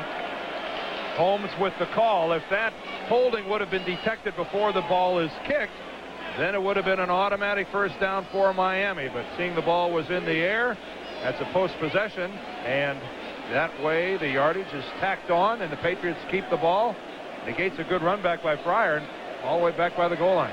We haven't seen very many flags tonight, and it would figure these are the two least penalized teams in the National Football League. For what it's worth, neither are going to the playoffs, but it's normally a sign of, well, good coaching more than anything else. And a lot of people, Al, hearing you say that, are going to assume that it's the Miami Dolphins that are the least penalized team in the league, when in reality it's the Patriots.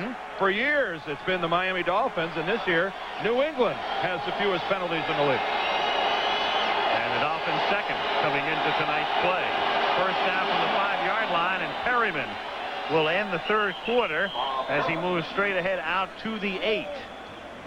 And so that's the end of the third quarter in Miami. It was a scoreless period. New England leads 24-3, and we'll be back after this word about an upcoming show on ABC and a word from your local station. Get fired up for the new year with the hottest show in town. Does that happen often around here? Well, don't miss Dolly and her special guests, Tammy Wynette, Ricky Skaggs, and the many faces of Joe Piscopo.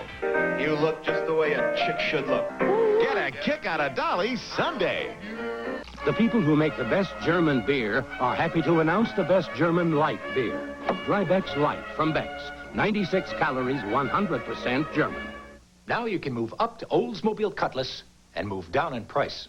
Cutlass Sierra International Series trumps his Toyota Cressida by $4,513. Cutlass Cadillac International Series annihilates Nissan 200SX by more than $3,239. Cutlass Sierra Coupe steals Thunderbird Thunder by $1,311. And now the good old guys are offering additional savings. Move up to Oldsmobile and move down in price. From your good old guys. Germany, the country that makes the best beer in the world, now makes the best light beer in the world. Dry Beck's Light from Beck's. 96 calories, 100% German. Coming up on Eyewitness News after the game, highway crews are standing by with snowplows and salt spreaders as the first winter storm of the season threatens our area tonight. How much snow will we get? Dr. Bill Gooch is tracking the storm and have a complete forecast. Plus, Corey McFerrin with highlights of the Islanders-Devils game tonight. All that and more coming up after the game. Tomorrow on The Oprah Winfrey Show, help solve your marriage problems.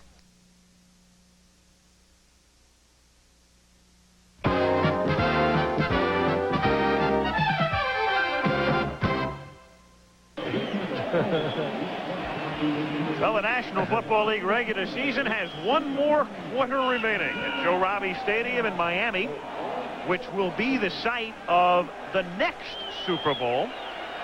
Super Bowl 23 in January of '89. And as we start the fourth quarter, it's been all New England. Second down and 7, and Reggie Dupard is stopped at the 10. We've been calling him Dupard tonight, accent on the first syllable. Did a college game a couple of years ago featuring Reggie, SMU against Texas, and he said that's the way I prefer it. Reggie Dupard. Wish granted. No secrets as to who's leading. The turnovers working against Miami. The yardage working for New England. Time of possession 2-1. Reflected in the scoreboard 24-3. And I think it's a real, tribute to the Miami Dolphin offensive machine. Talking about Marino, Clayton, Duper, and all, that New England is staying with Steve Grogan in the ballgame here in the fourth quarter, leading 24-3. They know that lead isn't safe against Miami. 3rd and 4. And it's incomplete, batted away by Paul Langford. Pryor had gotten behind him, but he was still in traffic, and Langford able to knock it down. What a night Langford's having. Every time he looks up, he's got Pryor in front of him. If Pryor's not there, is Derwin Williams. He has provided some good coverage tonight. That was good coverage. Grogan could have laid it up a little more and might have got 6 points out of it, but Langford was able to stretch for this one and bat it away. Paul Langford won't have any trouble sleeping tonight. He's got to feel persecuted out there. Running his legs off tonight. Camarillo kicking from his end zone. Scott Schwedes back at the 41-yard line to receive. Ooh. Short kick.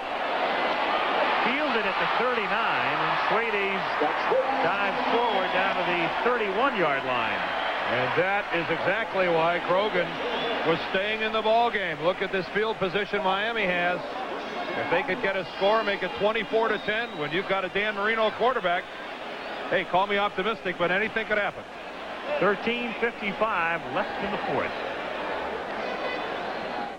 There's two kinds of people. There's car people and there's truck people. And if you're going to design trucks, you better know the difference. I was in the desert last week. And there's this guy, and he has put a plastic liner. And he's using it for a swimming pool. But people want to do that kind of thing with a truck. They want to treat it like it's indestructible. Top hard bodies can take it. This truck is the right tool for the job. But a guy owns a Nissan, built for the toughest race of all, the human race. Little more than a year ago, U.S. Sprint set out to create a long-distance fiber optic network so quiet you could actually hear a pin drop. Then we created a way for over 10 million people to take that superior sound quality and savings on the road with the phone card. And now we're creating Fiber Optic 800 and Fiber Optic Watch services and other exclusive long-distance products. As the saying goes, we've only just begun. Being an all-round cowboy isn't always a case of throwing a perfect loop. Sometimes it's a sack of potatoes. And when you're ready for a second opinion, head for the beer brewed natural as a mountain stream. Well, that was really good. Want some more? Sure. Head for the mountains of Busch Beer. This New Year's Eve, party hardy with Heather Locklear, John Stamos, and Dick Clark. Live from Times Square. It's Dick Clark's New Year's Rockin' Eve, Thursday. Bill Sullivan in the right foreground operates our gyro cam, and the captain is Richard Esch. Goodyear Blimp Enterprise. Pay attention, Richard. Pompano Beach, hovering high above Joe Robbie Stadium, where the Dolphins have it 1st and 10 at the New England 31-yard line. Dan Marino throws over the middle to Davenport, who slips a couple of tackles and takes it down to the 9-yard line. So the Dolphins, who have been held out of the end zone for more than 3 quarters, mounting a charge here, down by 3 touchdowns, and they'll have it 1st and goal. Well, the simplest pattern in the world. Nothing more than a running back looping out of the backfield underneath the linebackers, and poor tackling by New England. And you don't think that if Miami gets it in the end zone here, that Raymond Berry is going to tighten things up a little bit over on the Patriots sideline. You're mistaken. Anybody else, maybe it's no big concern, but number 13 with his hands under center, this guy can make lightning strike in a hurry. And on 1st and goal, incomplete, flag down. That'll be offensive. I think that's on Hardy. He pushed off. Hardy was in the double coverage, and he had to push off to make his cut into the end zone, and they're going to get him. Yeah, he was working against Ed Williams, Ernest Gibson, and a good example of Bruce Hardy trying to make a play on the ball, pushing off. Interference, number 84, offense, 10 yards, still first down. Going to get a good look at it. We're looking outside at Duper, but here comes Hardy from the lower right. He'll break to the outside, Bruce Hardy, and here he makes his cut, and here's the push-off right there on Gibson. He could have almost called a pick on Duper, who came down to screen out the man who was covering Hardy, but the call goes against Hardy, and they back him up. And so back they go to the 19-yard line. first down and goal from the 19.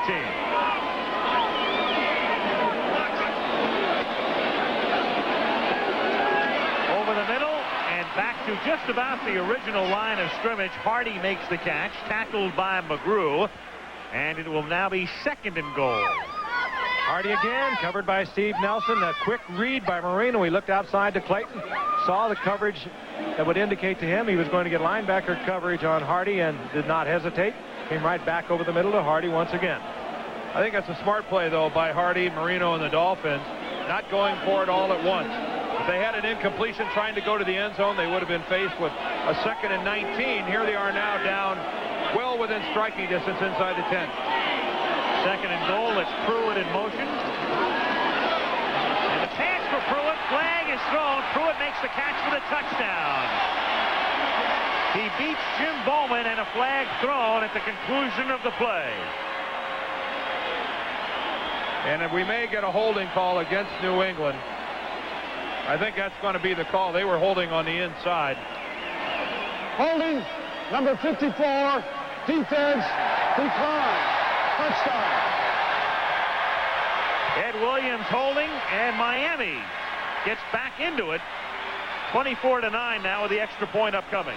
Watch Pruitt, a little hesitancy there.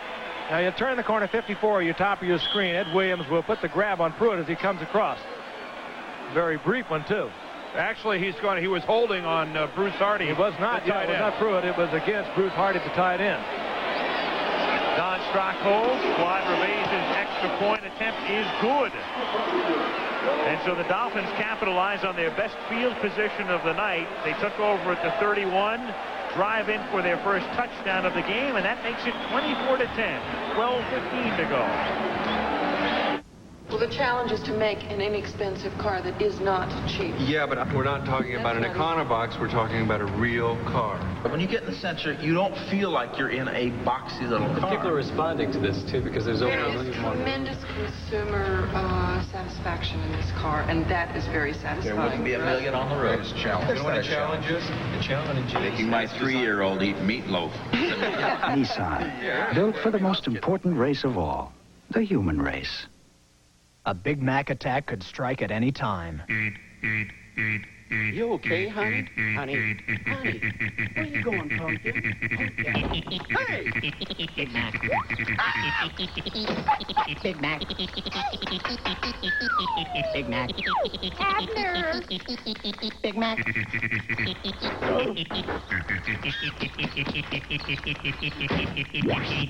Big Mac? And a Coke. They used to call me a tomboy. I'd climb these trees in my daddy's groves and eat the oranges fresh picked. I'd come home with orange nails and a sticky chin, and Mom would put me right in the tub. That fresh picked goodness is captured by Tropicana Pure Premium. The other major brands add things to or take things out of their juice. With Pure Premium, the way the rain and the sun make it is the way you taste it. Tropicana Pure Premium. You just can't pick a better juice. Motion is such a big part of professional football. Here's James Pruitt. Watch him come, stutter step here, then all the way back around to make the touchdown catch. In motion, the little stutter step right there confuses New England a bit. He makes his break upfield. Now, we'll freeze it right here. Here's the hold right here that Ed Williams puts on Bruce Hardy, but Pruitt will come out of it. There's the good throw by Marino. The flag flies in. Would have been a first down. Miami doesn't need it, though. They've got the touchdown. And they get back in the game. It's 24-10 as Revase's kick comes down to the 6-yard line. Starring takes it back out to the 23-yard line where he's tackled by David Fry, number 53. And a little scuffle breaks out, but no flags.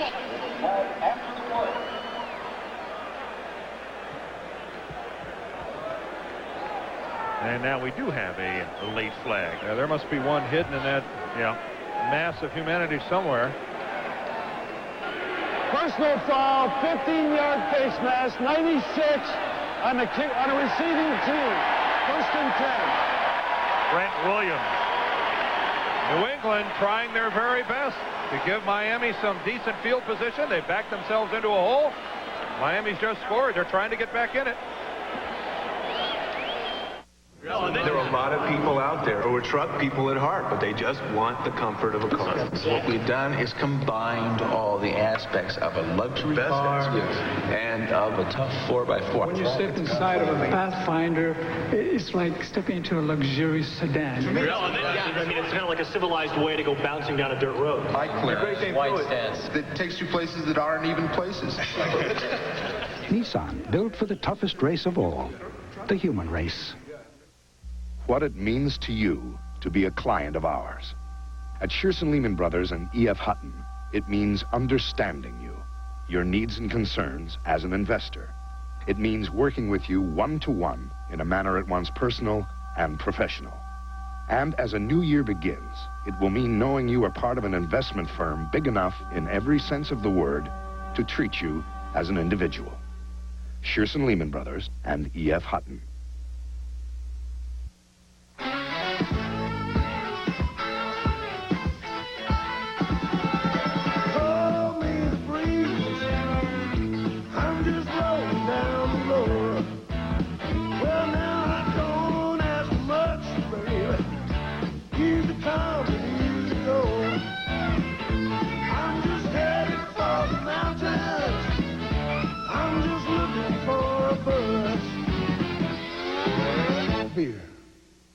How sweet it is. The Clown Princes of Basketball are back. The Harlem Globetrotters tip off the season premiere of ABC's Wide World of Sports Saturday. Patriots have been held off the board here in the second half, led by 3 touchdowns at halftime, scoreless third period. Miami capitalizing here in the fourth. After a short punt, they took over at the 31 and moved in for a score. And now they back New England up to its own 12-yard line. First and 10. 12:05 left in the fourth quarter. Irving Fryer in motion. And the handoff to Reggie Dupard. Out to the 17 he goes for a gain of 5 and 2nd and 5. Well, this is the end of the regular season. So we can take a look at some of the individuals who have led respective categories this year. Who would have believed it? Charles White leading the league in rushing and Eric Dickerson second. Johnny Hector and White tying for most TDs. Darren Nelson averaging 4.9. And Herschel Walker, 1,606 yards rushing and receiving. 2nd and 6. And Dupard out to the 20-yard line to make it 3rd down and 2. To be a real plus for New England if they can get this first down and get it on the ground without having to put it up in the air. They'll work on the clock. And, of course, Miami, not known for their strength against the defense, particularly the strength against the run, have given up a couple of big gainers already. Through the air, Joe Montana had the top rating among passers. Neil Lomax led the league in passing yardage. Joe Montana, 31 touchdown passes. Wade Wilson of Minnesota. Kind of a surprise there. Real surprise. Yards per pass. And on 3rd and short, going through the middle is Bob Perryman for the tough yardage and a first down. Now that's where a defensive coach goes wild.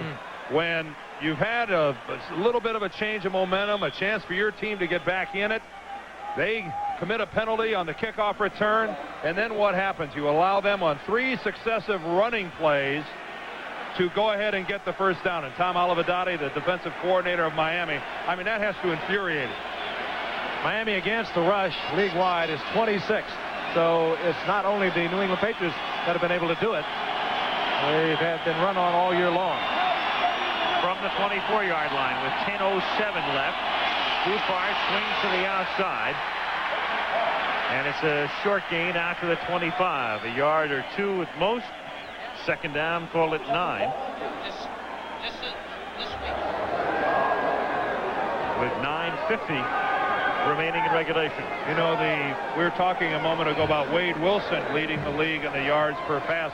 A lot of that is because of the explosiveness of Anthony Carter, a guy who didn't have a whole lot of receptions this year. I think something like 36 or so, but yet had a phenomenal average. And that's one of the contributing factors for Wilson ending up leading the league. The big one. Call it 2nd and 8 from the 26-yard line. Grogan, play fake, over the middle, complete. Catch made by Jones, who's pushed back, but his forward progress should net him a first down. And does out at the 41-yard line. Grogan having just a superb night. And if you join the slate, Grogan playing with a broken bone in his hand. And there you can see the splint. The left ring finger is free to move, but it has to be painful. He broke it last week in the Buffalo game, and he has gone all the way tonight. If nothing else, just handling that ball, moving away from the center. You have got to pressure with your left hand, even though it's the right hand that takes the brunt of the snap. This is very interesting. Grogan is flanked to the left. And Stephen Starring takes the shotgun snap and runs it out of a basic single wing formation. And Grogan was wide open for a gain of 2 or 3. What was that? Good question. Called what last was that? Game of the regular season. And little smile on Ray Berry's face. You don't see that often. Yeah, that's a Ray Berry guffaw, right? Yeah, that's a laughter. That's a Raymond Berry belly laugh. What is this? Stephen Starring lined up at quarterback. You've seen him as a ball carrier earlier this evening. It was going to be a sweep right, obviously, but student body right. Well, I must not be enough of a student of the game to try to figure out what they were doing. Second down and 7, and now more conventionally, it's Steve Grogan taking the snap. And off play action under a lot of pressure, throwing into traffic and incomplete. Intended for Tony Collins and covered by Offerdahl as John Boza put the rush on and dumps Grogan. Boy, did he get inside. Well, Tony Eason, who is normally the starting quarterback of New England, can be no help tonight. He's on injured reserve. They've been banged up at quarterback this season. Grogan, Eason, Ramsey, and then during the strike, Bob Blyer and Flutie have all made starts. Grogan just fortunate to get that away. And again, he put it up where even that one could have been caught. He was having one of those nights that Grogan has every now and then. And he's had a lot of them. He gets hot, and he is tough to handle. 3rd and 7 from the shotgun. 8:24 to play. And incomplete. Starring had pulled up at the 35-yard line. David Fry put the rush on. And the Patriots will be forced to kick.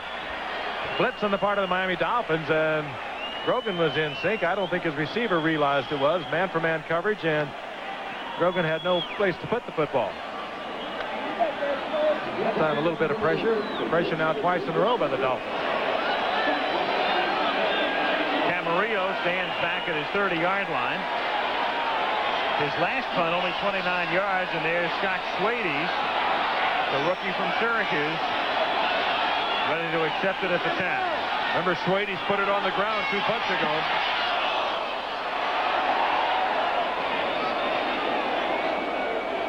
And it takes a good New England bounce and rolls out of bounds at the 8-yard line. So Miami deep in its own territory after a 49-yard kick. 8:07 to play at Joe Robbie Stadium. Dick Cavett for Andre. To conversation, to wit, to always knowing the right thing to say, or whatever. This year, toast your friends with Andre, America's best loved champagne. My dandruff shampoo is good. Better try something else. Mine really works. You'd better try something else, like Selsun Blue. Doctors recommend it more than all of the leading brands. None get rid of dandruff better than Selsun Blue. Student Council. Is it June yet? Miss Sunshine. Don't start, Hackett. Okay. Breakfast? Brought mine? Looks like dessert. What's that, an experiment? Nutri-Grain nuggets? It's too loud. Come on. Kellogg's Nutri-Grain Nuggets, the first whole grain nugget cereal. Crunchy, huh? Oh, I saw a smile. Nutri-Grain Nuggets. Dedicated to the ones we love. If you can dream it, you can do it. Today, the Prudential can show you a new world of financial opportunities. Look to the Rock for mutual funds, stocks and bonds. Feel its strength in CDs, insurance and mortgages. With the right choices, the right guidance, the sky's the limit. The Prudential. Your rock in financial services.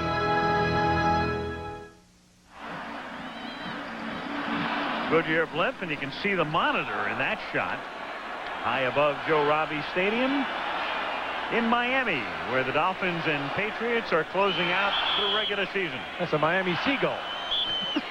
Oh, Dan fell in love with up in Seattle. Pretty hot that night. We could use one of those right now. Yeah. From the 8, Dolphins 1st and 10. 8:07 to play. Fourth quarter, New England on top 24-10. And it's Clayton in motion as Marino drops back to throw. It's Clayton. Clayton goes out of bounds, 3 yards short of the first down. Ronnie Lepet gets credit for the tackle. It'll be 2nd down and 3. And Saturday, the 2nd of January, 1988, the season premiere of ABC's Wide World of Sports, the Harlem Globetrotters in Berlin, and the Athlete of the Year award presentation. 4:30 Eastern and Pacific, 3:30 Central. 2nd and 3 from the 15.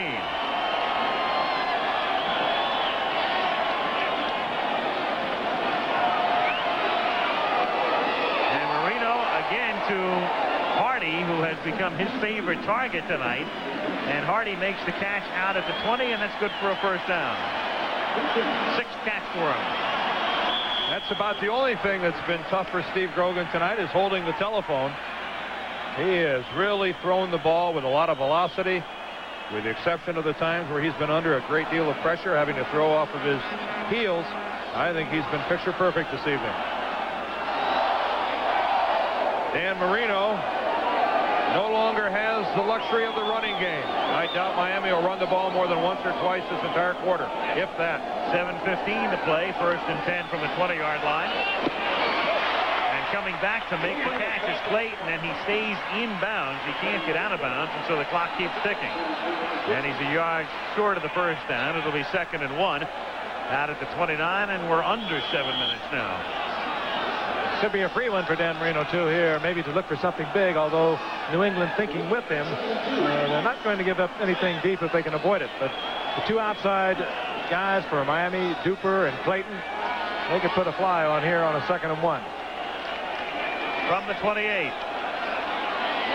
Marino incomplete over the middle, intended for Ron Davenport. He had a sidearm it out there. Now it'll be 3rd down and 1 with 6:35 to play.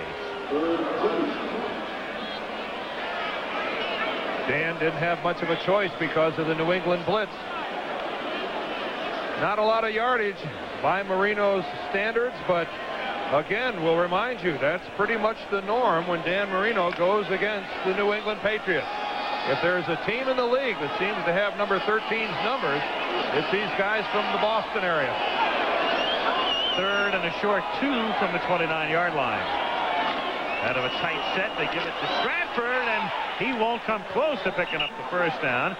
And now Miami, down by 2 touchdowns, will probably have to gamble. McGrew and Nelson in on the tackle, and a little bit more as well. And again, it's Nelson, number 57, who is closing out his very illustrious career. And you heard the fans boo because Reggie Roby has run out onto the field to punt the ball away, or at least line up in punt formation. And now Roby is coming back off. Can it be true that Don Shula was swayed by the crowd's reaction? I think he might have thought it was 4th down and a little further than it is. And if nothing else, he might be just going out there to kick off a lot of time and try and get a penalty out of it. It's 4th down and 2 at the 28-yard line. So the Dolphins trying to keep this drive alive. The ball game very well on the balance right here. And it's a first down to Jim Jensen out at the 36-yard line.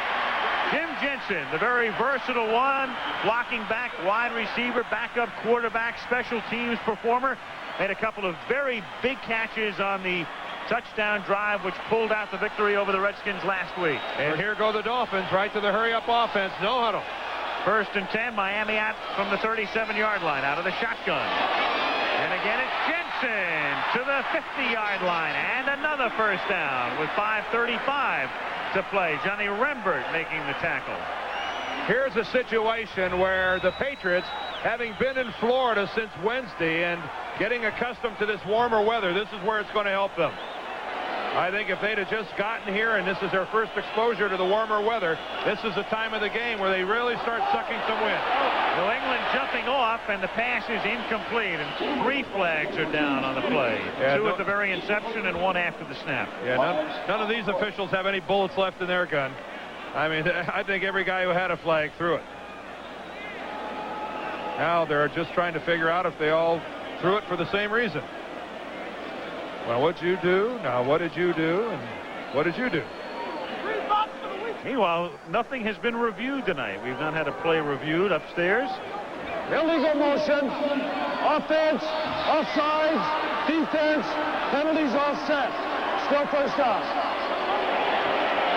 Back we go to the 49, 1st and 10. You know, Al, you talked about the replay, and we haven't seen one tonight. A real subject of speculation is whether or not the replay backers have the 21 votes necessary at the league meeting this winter to get it back for next season. Most people on the inside seem to think not.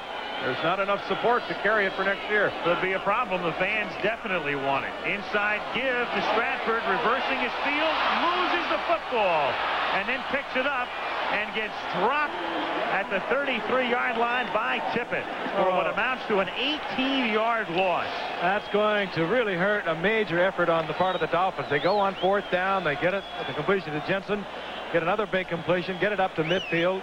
They're 14 points from tying it up, and now they are faced with second and tremendous yardage. I think it was Andre Tippett that just stuck a hand out there.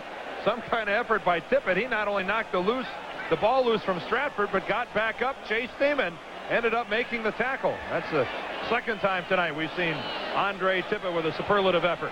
2nd down and 28 with 4 wide receivers. Marino setting up in the shotgun from the 33-yard line. To Pruitt, and he lunges forward to the 47-yard line. They're still 14 yards short of the first down. 3rd down play coming up as we come down to 4 minutes to play. And they're in 4 down plays. Shula not trying to get a whole bunch of it. He'll take half of it. That's what he gets. He's got 2 downs now to get 13 yards out of it. Again, 4 receivers. Jensen is in there to block. They have to get to the 39 for a first down, and Marino to Pruitt, who makes the catch for a first down at the 30-yard line. Well, I give both of these guys A-pluses. A nice throw by Dan Marino and an even nicer catch by James Pruitt. Goes high, and this is all hands, knowing he's going to take a shot, as he does that time by Jimmy Bowman, and still Pruitt comes down with the ball. Boy, that was sweet. Great toss over the defender, Gibson, and underneath the safety man. Marino has it knocked down with 3:12 now. It'll be 2nd and 10. Kenneth Sims batting it down. You know, if there's any other quarterback, any other team, you'd say, well, kind of give it a yawn. 3:11 to go, 14 points down, but not Marino, with the likes of Duper and Clayton. And a moment ago, we just saw James Pruitt, a very athletic wide receiver who's been a little erratic in his young career, but nevertheless, he has great potential. He's big, too, 6'2", 199 pounds. He can go up and come down with it, as we just saw a moment ago. You hit the key word when you said erratic.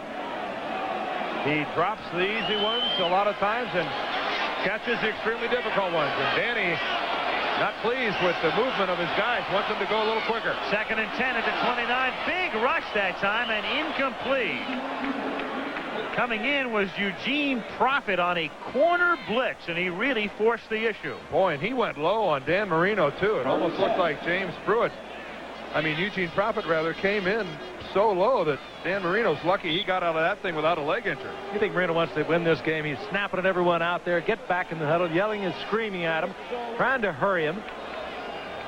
Saying, let's get with it. Let's see if we can follow this thing through to the end. And watch Pruitt. I keep calling him Pruitt. Profit down there on the legs of Dan Marino. Scary. Luckily, Dan was able to twist away out from underneath the tackle of Eugene Profit. 3rd and 10 at the 29. And Marino rolling to buy more time, and then throws incomplete. Intended for Pruitt. And it'll be 4th down. 4th and 10. Now, Don, if you've got one laying back somewhere you haven't shown tonight, it's time to bring it out. Marino looks over. They'll pick it up. Don Strock doing the signaling next to Don Shula. Maybe they'll line Mark Clayton up at quarterback. I'm still trying to figure out what Stephen Starring was doing at quarterback for the Patriots. 4 receivers, 4th and 10 from the 29. And the Patriots come across, crossing flags, and Marino's pass is incomplete, and there's another flag on Lepet in the secondary. That could be the major. I think he was working against Mark Duper. And this, I think, will be a major conference. We clearly saw the offsides on New England. Let's see who got the call downfield. Offsides, defense, interference 85, offense, penalties offset. They called it on Duper. Twice now offensive interference against the Dolphins. Earlier we saw it work against Hardy. Let's take a look at it again. Number 85, Duper, working against Lepet. A little shoving and a little pushing. There it is. Only bulldogging him is all, and Lepet instantly calls for the flag, and he gets it. And yet that ball, if you look at it, thrown clear down into the end zone. How does that rule work? If it's the other way and it's an uncatchable ball, there's no penalty on the defensive back. Yet that time, that ball clearly not catchable by either one of those two. It's 20 yards over their head. And it brings it right back to the line of scrimmage, the 29, 4th and 10 with 2:55 to play. 24-10 New England. And whistles before the snap. I think the 30-second clock ran out a little bit. It did. Doesn't matter whether it runs out a little bit or a lot. Once it runs out. Delay, offense, still 4th down. More often than not, when you see a delay penalty like that, it's really the fault of the coaching staff on the sidelines. At 2 minutes and 55 seconds. 2:55. Going to add 2 seconds back to the clock. Over the 30 seconds, and they'll put it back on. But really what happens there more often than not, coaching staff a little bit slow on making a decision on the play to be called. A lot of times there's substitution involved. The proper guy doesn't get on the field. It's very seldom the quarterback's fault. It's the one plus Grogan has tonight. He steps in, he calls the play instantly himself. Now it's 4th and 15. They have to get just inside the 20 to keep the drive alive. And Marino going deep, but too deep and picked off in the end zone. Intercepted by Fred Marion. And it will come back out to the 20, and the Dolphins will have to take their timeouts on defense. Boy, and I think all three of us were exactly the same.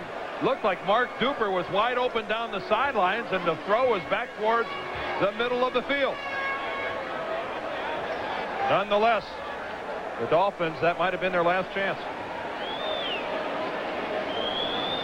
When the sun goes down, gonna light up the night. Silver label, red ribbon, a taste that's right. Gonna light up the night. Michelob Light. Gonna light up the night. Light up the night. Michelob Light. Gonna light up the night. Light up the night. Partners. Did you ever think we'd be partners, Dad? This is the best day of my life. A chip off the old block, everyone said as he grew up through the years.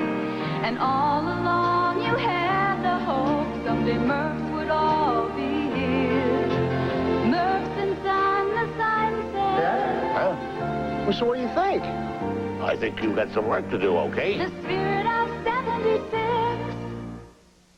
I think when you start to design a car, you begin with a person. You think about the person you're designing for, and then you design the car around it. There are other people involved. There are mother-in-laws involved. There are kids involved. It's about individuals. It's about how they feel. It's about their egos. Right. What we're doing is humanizing technology by approaching it from a human standpoint. I hate to sound like a cliche, but you are what you drive. You sound like a cliche. Oh, Nissan, built for the most important race of all, the human race.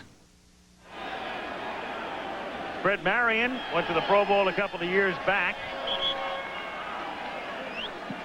Speaking of the Pro Bowl, Miami with Dan Marino, John Offerdahl, and Dwight Stevenson, who's hurt, had knee surgery, but he was selected for the squad February 7th in Honolulu. New England takes over at its own 20-yard line, and moving straight ahead is Perryman as he takes it out to the 25-yard line. And let's see if Miami elects to use a timeout here. And after thinking about it for a moment, they've got their, look at this, their face masks are stuck together. That happens every now and then. Davenport, and who's that on the bottom? Oh, that's Jackie Shipp, the linebacker. Need a plumber out there. I mean, was that Tutupu's helmet that was stuck on there? Or Perryman? Okay. That ever happened to you? Yeah, whatever. That's darn right. The most embarrassing thing in the world. Darn right it is. That's tough to do. That is your man. Some more 1987 NFL leaders, and J.T. Smith of the Cardinals, who leads in both receptions and yardage on receptions. I think a glaring omission from the NFC Pro Bowl squad. Second year in a row that he led in receptions, and the second year in a row he didn't make the team. So much talk about the strike ramifications. J.T. Smith playing through the strike with the Cardinals. And you know darn well that some teams that hung together during the strike decided that they weren't going to vote for guys who went in and played during the strike. You know that's true. No question about it. In fact, I think 4 different teams, as you look at Steve Nelson closing out his career, and they just gave him a little shower, but Charles White was left off the ballots of 4 entire teams because he played through the strike, but he was nonetheless selected to start for the NFC. But Steve Nelson closing out his 14-year career out of North Dakota State. He Super career in the 70s. Super career it's been too. He's been there with whether he's been hurt, played a lot of games he probably shouldn't have played, and winding it all up tonight. 2nd and 5, and Perryman fights his way for a first down. They had him initially stopped back at the 26, and they could have taken a timeout, and that would have made it interesting. Instead, now he picks up a first down out to the 31-yard line, and Miami takes a timeout anyway with 2:24. You know, and as well as Grogan has performed, I think this has been one of the major keys tonight, the ability for New England, when they had to run the football. Remember a short while ago, Miami came down, they got their score. They kicked off New England deep in their territory, and they were able to run the ball and get the first down, move the clock, and they've just done it again. You've got to be able to stop the run when you have to stop it if you're going to come back and come from behind and play in this game. You know, you guys talked a moment ago about Steve Nelson and his last game for New England, and I think the New England fans would think that we'd be remiss if we wouldn't also say the same about Julius Adams, even though he's not suited here tonight. 16 years Julius plays for the Patriots here in the National Football League, and for a defensive squad to lose 2 players, not only of the athletic talents, but the leadership talents of Julius Adams, as we see him on the sidelines, and as Steve Nelson. Those are big holes to fill. He gets to retire twice. Yeah. He, of course, retired after Super Bowl 20, and missed it an entire year. Came back when he was asked to for the strike games. But now he's checking out again. Well, take my word for it. That guy was a load. Perryman, the rookie, takes it out to the 33, and it'll make it 2nd down and 8, and that should take us to the 2-minute warning. But no, Miami elects to use another timeout. That's their final one here. So all New England would have to do is pick up a first down, and then they'll be able to run out the clock. Miami is now out of timeouts. It'll be 2nd down and 7 yards to go when play resumes. Other leaders in interceptions, Barry Wilburn, who ran one back 100 yards in Minnesota the other day, had 9 to lead the league. Bill Gray of New Orleans, punt return average. Sylvester Stamps is the man who has scored the only touchdown yielded by the 49ers in the last 3 weeks on a kickoff return. 27.5, and Reggie White led the league by a mile in sacks. Well, I thought he had 22, didn't he? Well, Yesterday, and they took it away from him. What's significant here, guys, is that he had 21 sacks.